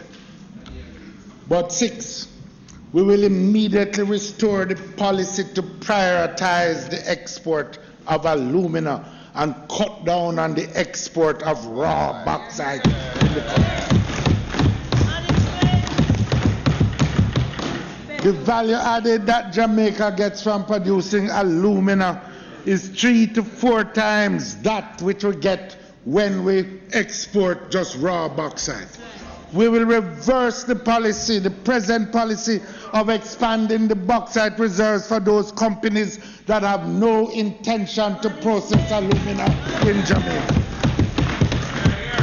And we will seek a return to the bauxite levy regime, which represents one of the best achievements of our country. By substituting profit sharing which doesn't exist for the levy regime, with one company alone, Jamaica's earnings declined by $4 billion in just 2 years. In that. Give away. 4 billion J dollars. 4 billion J dollars. 4 billion J dollars. You could have given 8 billion instead. Fix some roads. Look here, we must not continue to learn lessons that we all have already learned. That is to stand still. The reason why we introduced the levy was because companies were gaming us over the years. Yes. It's the only guaranteed way peg it to the price on the London Metal Exchange, and you know what you get.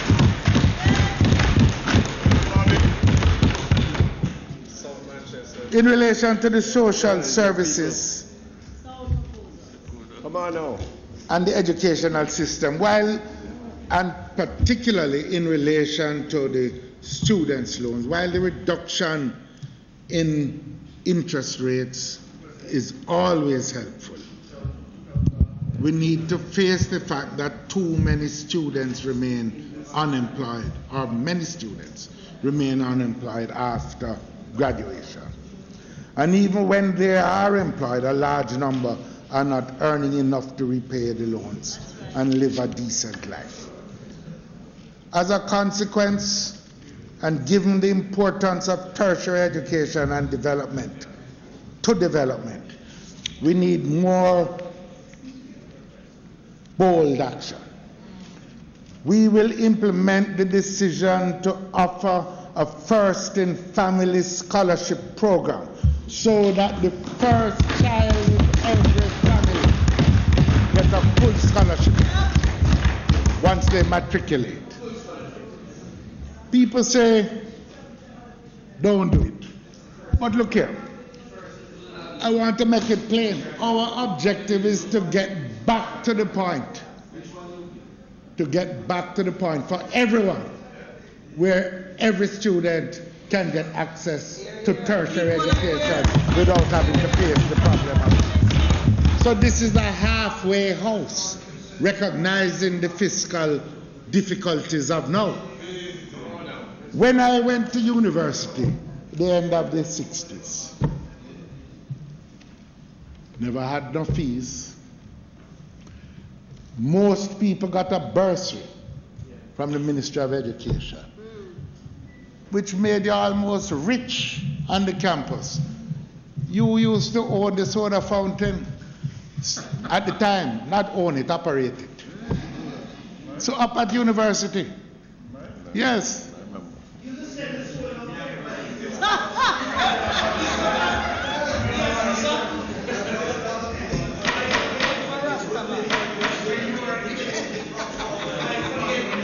Dr. Phillips, don't Let me take tell us you. here, please. Those days, students could buy food. Nowadays, it's tough. And this meets some of their needs.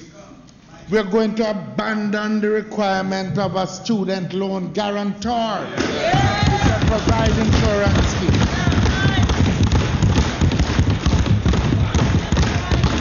The repayment of the loan will only begin when the graduates are employed, and the monthly repayments will be kept as a percentage of income. Students have to live. We want to prioritize the investment in the high schools to provide space for the over 20,000 students that are presently enrolled but are not in satisfactory conditions. We're going to expand the teacher training program to global standards to provide a trained teacher in every classroom in the shortest possible time.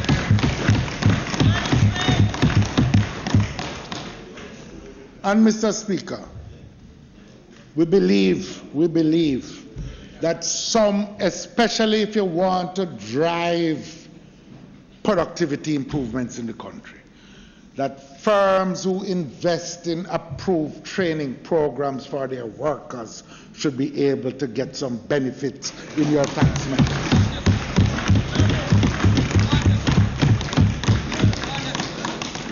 And we believe that there should be an immediate investment of over 100 million additional on the health budget, so we put an end to people sleeping in wheelchair and bench and all kind of things.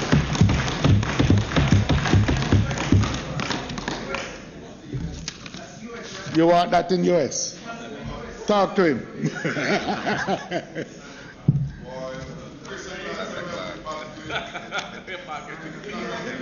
Mr. Speaker, I believe the time has come now to take action to recover the funds in the police used car scandal. Recover the funds so that they can be used. No, time to stop shilly-shallying about it. Yeah, man.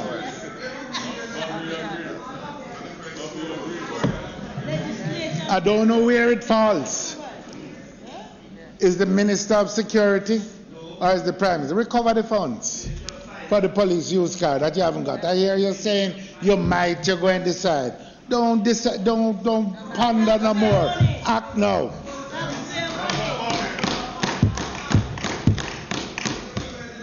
I'm calling on the government to reverse the transfer of the Bernard Lodge lands out of the hand of the farmers.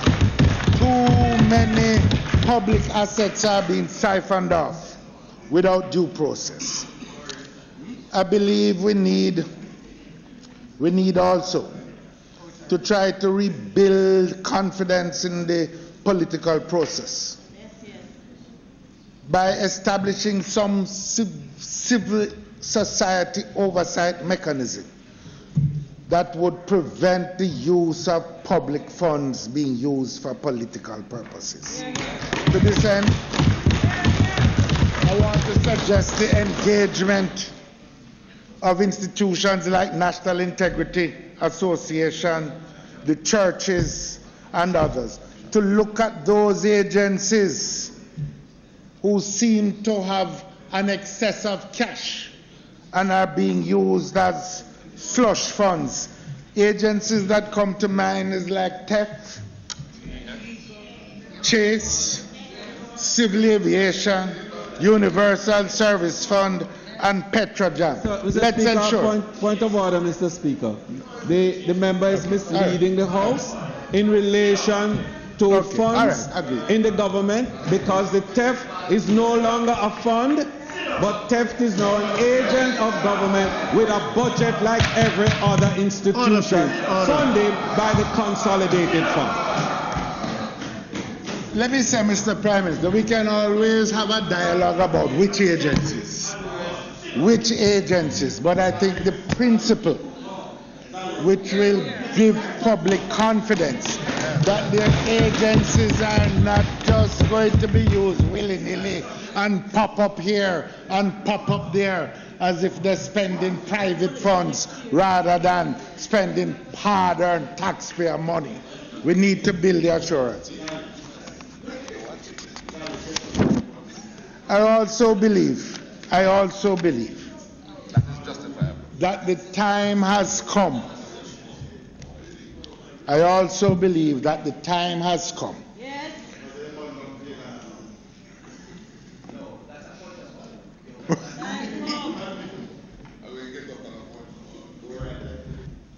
Give him an orange tie. And always knew you're colorblind. I believe, Prime Minister, the time has come when we can find a system, particularly with some of our public enterprises which require specific technical expertise, UDC, Petrojam,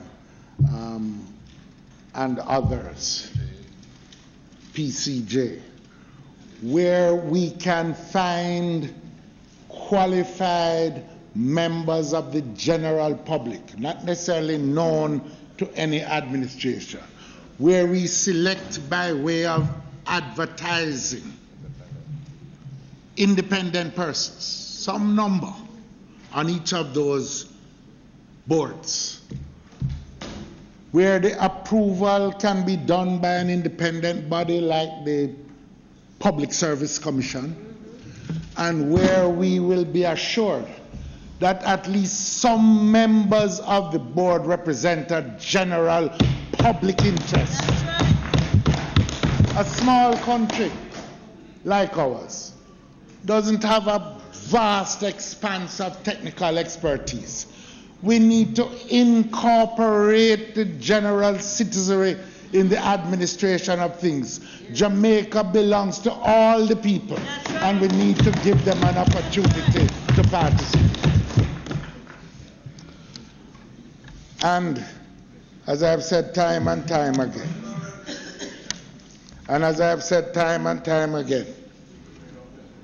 our security forces and agencies like MOCA represent our last and most important line of defense against corrupt behavior and activity. And I would urge that the regulations for MOCA be brought forward immediately. They have been languishing for too long.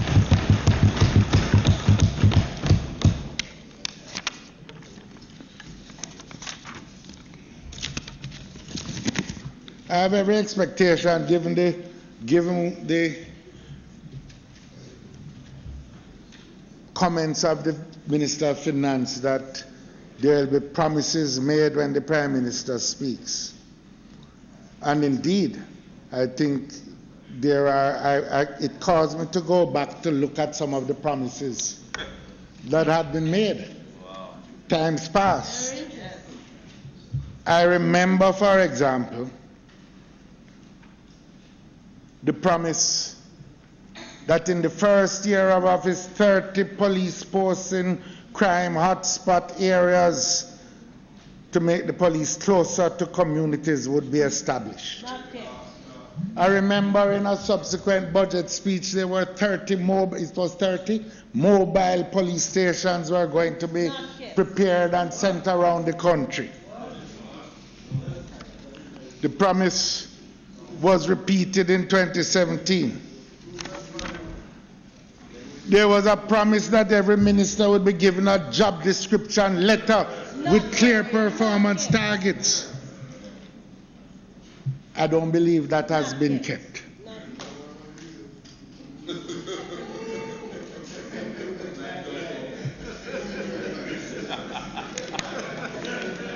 There was, I mentioned already, the promise to merge the Civilian Oversight Authority with the Police Service Authority. I don't know whether I should call it one promise or two, because it has been made twice. Not kept. We had the promise that the security forces would not be reduced in St. James and in the areas. Not kept. The gap between promises and performance too great. No, clarification. It's a point of order. In a minute, when you speak. No, it's not point of order. In closing, Mr. Speaker. Point of order, Dr. Phillips. No, he's all right. He's all right. He's okay. I am closing. Let him state his point of order. I need to clarify the speaker. It's not a point of order, it's a clarification. I need a clarification, but He the has House to- is being... No, the House is being misled, Mister. I think the opposition leader has been ill-advised. I don't think you deliberately mislead the House. And he is being allowed to mislead the House and the facts between security forces in St. James. Nothing has changed in St. James since the 31st of January. Nothing has changed. The current position is the divisional strength of St. James is 791. Operationally normally about 650. That remains in place. There are 246 men moved to St. James. During the SOE, they remain in place in St. James. The only change that has happened is that 20 men used to be moved from Area 2, which includes Portland, St. Mary, and parts of St. Anne. That ceased on the 1st of January before the SOE. 20. When you make your sector, Right? And in addition to that, the House cannot be allowed to be misled. The comment was that 46% of the men have been moved. You, whoever advised the leader, they are still deployed. Exactly, and you are wrong. It is misleading the House. In addition to that, 7 command officers are allocated weekly. They continue to go down there. And last week, after the incidents, some 25 men from the Special Operation Team went down. The entire 2GR continues to be deployed in St. James. Entire 2nd Battalion of Jamaica Defence Force. the original crew at Burke Barracks and the forward operating base in Norwood and the Playfield is still there. There has been no movement on any of the men out there. Thank you. Dr. Phillips, that seemed like a clarification rather than a point of order. I stand by the advice I received, Mr. Speaker. You may proceed. Mr. Speaker, despite the official narrative, the fact is that it is clear that there is another reality that is being experienced by the people of the country.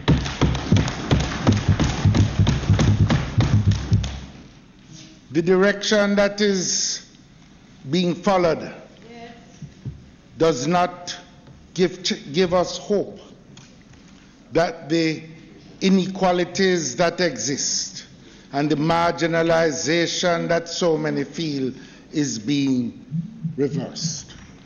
It does not sufficiently ease the burden of the tertiary students. There's not sufficient hope for the emerging professionals. The fact is, the budget does not offer relief for the middle classes or the consumers who are experiencing the hardship of now. There is a better way. That better way would fight the scourge of crime on three fronts: lessening of inequalities, the expansion of opportunities, a more effective crime plan. There is a better way that prioritizes micro, small, and medium-sized businesses in the country. There is a better way that prioritizes the rights of the rural farmers to move forward. There is a better way that provides meaningful, inclusive growth and yields better salaries with real benefits and prospects for our people. A better way can only be taken by a moral leadership willing to take on the scourge of corruption and to hold itself accountable. By the grace of God and the support of the people, we will follow that better way, build a national consensus, attack inequality, and reverse ideas of trickle-down. Together we can build a Jamaica that works for all and not just for us. Together we will chart a better path to a nation where equality, justice, and fairness are the foundations on which lasting prosperity can be built. Thank you, Mr. Speaker, and God bless Jamaica.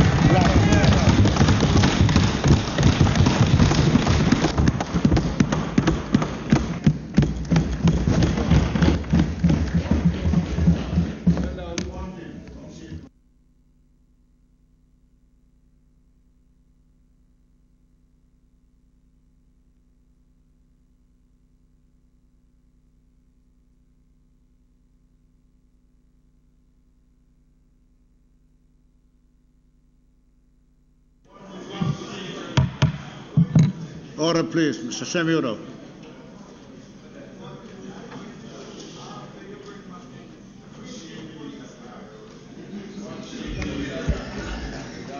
Mr. Speaker, I think it is fair to say that that was a very good effort by the leader of the opposition.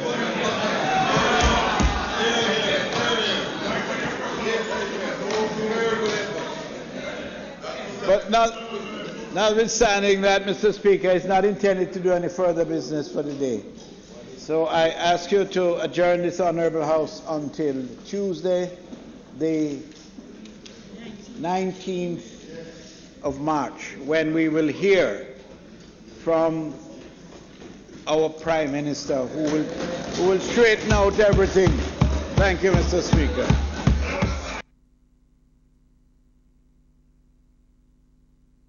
The motion is that the House be now adjourned until Tuesday the 19th. Those in favor? Aye. Those against? As of it. Before I adjourn the House, I want to make a point. Members in the gallery should remain where they are till the mayors leave the House. Members in the House should not be making noise when the mayor is going out. I'm going to ask for some order. This House now stands adjourned until next week, Tuesday.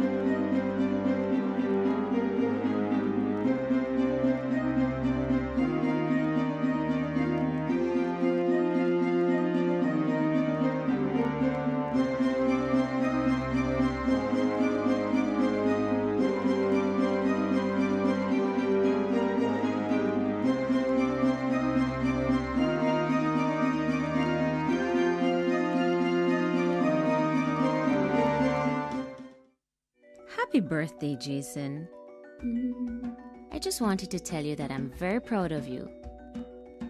You're getting good grades in school, and at home you've really been helping me with the chores. I hope you have a great day. And I can't wait to give you your present tonight. Love always, Mom. Teach your child the 6-step crossing code. Think first. Stop. Use your eyes and ears. Wait until it's safe. Cross when it's safe. Get across alive. A message from the Road Safety Unit in the Ministry of Transport and Mining. I would like to see a Jamaica where persons express love and care and also concern for one another. The tendency is to believe that persons in the inner city are comfortable with the crime situation, but that is far from the truth. A safer Jamaica would mean that what is called old-time Jamaica, where the postmaster and the police is a friend of the community and a friend of your child. Let's create a safer Jamaica. A message from the Ministry of National Security.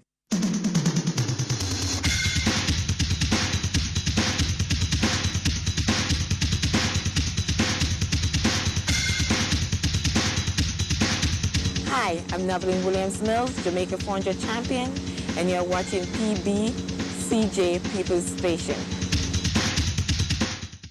The single best thing you can do to protect yourself when online shopping is to be careful about who you're giving your payment details to. If you're not entirely sure whether the retailer you're visiting is reliable, do some research to verify its authenticity and its security. Educate yourself.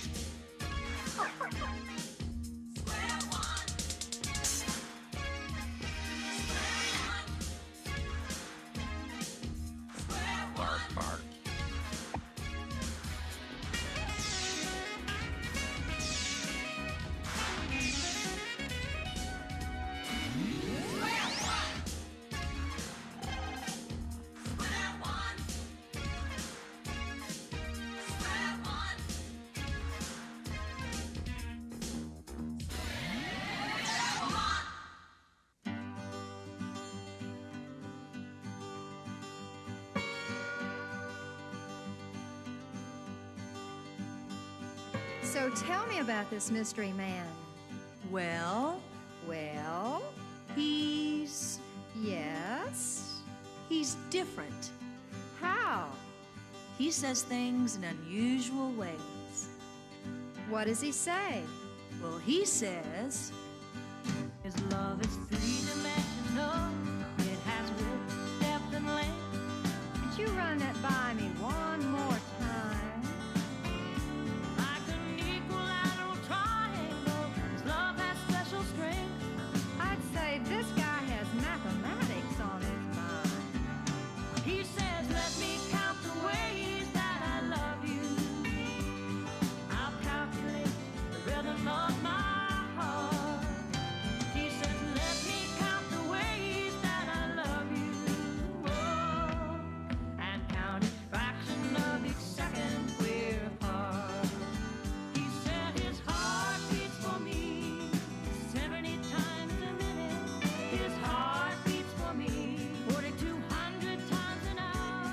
His heart beats for me 100,000 times a day. 3 million times a month, 36 million times a year.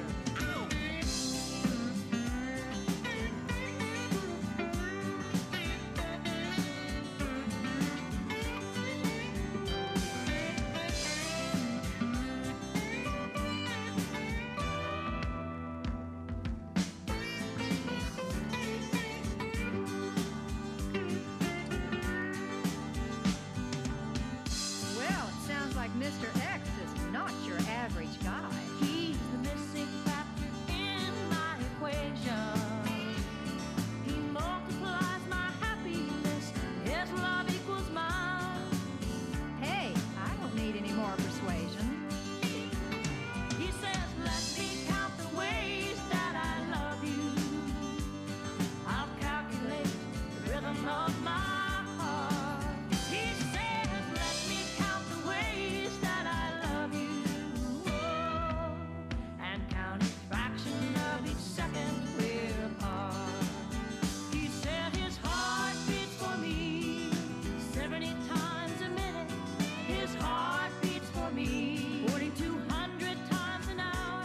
His heart beats for me 100,000 times a day. 3 million times a month, approximately.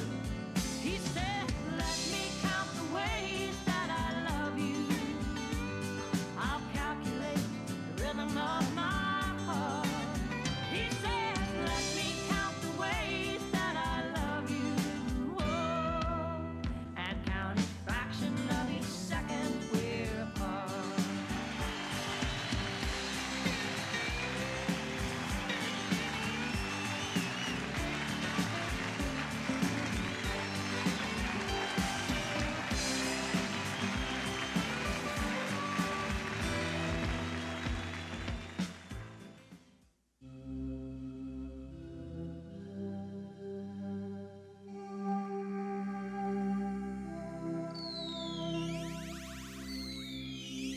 Symmetry. Symmetry. Brought to you by Geometry, another division of mathematics. It's more than just arithmetic. General Math Patrol. Crossroads of nearly 1,000 lives. A sanctuary, a haven, an edifice dedicated to the needs of those whose mathematical health is threatened. Attention, please. The red zone is for loading and unloading only. Please get the ambulance out there. Nurse, I've just been informed there's a case of asymmetriosis in the hospital. Yes, doctor, there is. Where? Down there to the left, 307. Dr. Kildare, the invisible man's x-rays are missing again. Is there a case of Asymmetriosis. Gosh, bless you. Yes, doctor, there is a case of asymmetriosis. Where? 307. Dr. Hilton, Dr. Hilton, your room is ready. Asymmetriosis? No thanks. I'm driving. 307. Dr. Richards, your wife would like you to reach her on her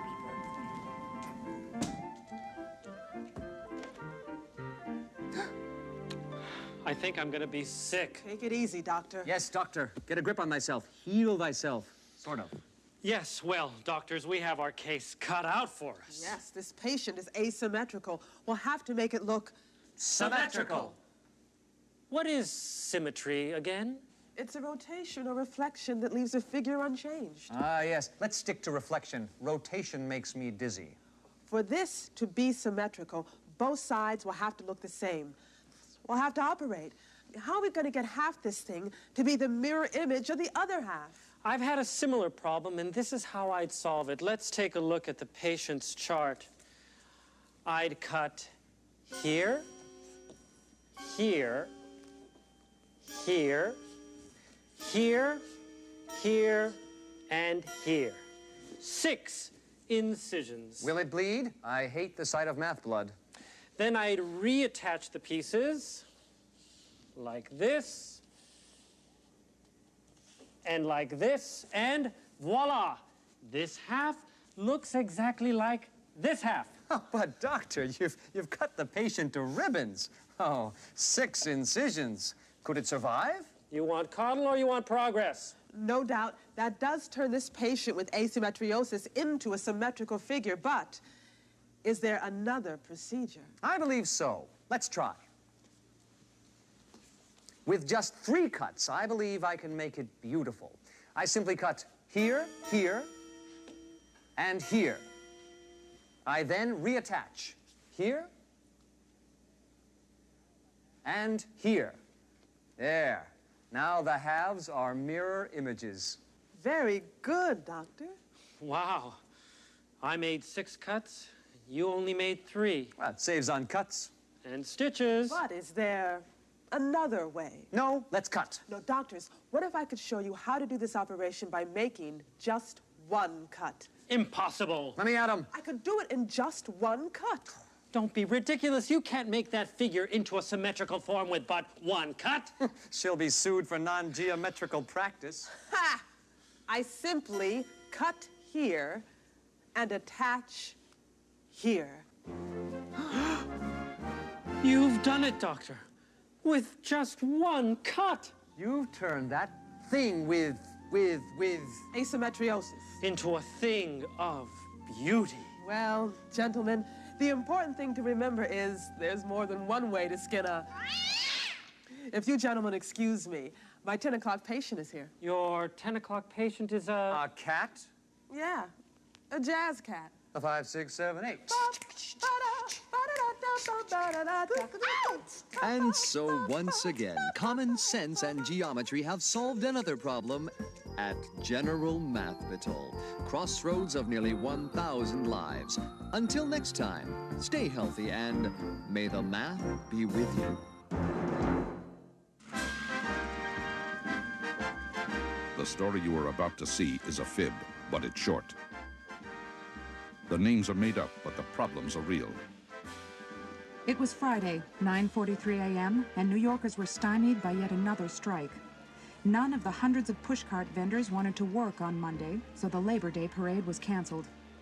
I was working the day watch out of MathNet. My partner is George Frankley. The boss is Joe Greco. My name is Tuesday. I'm a mathematician.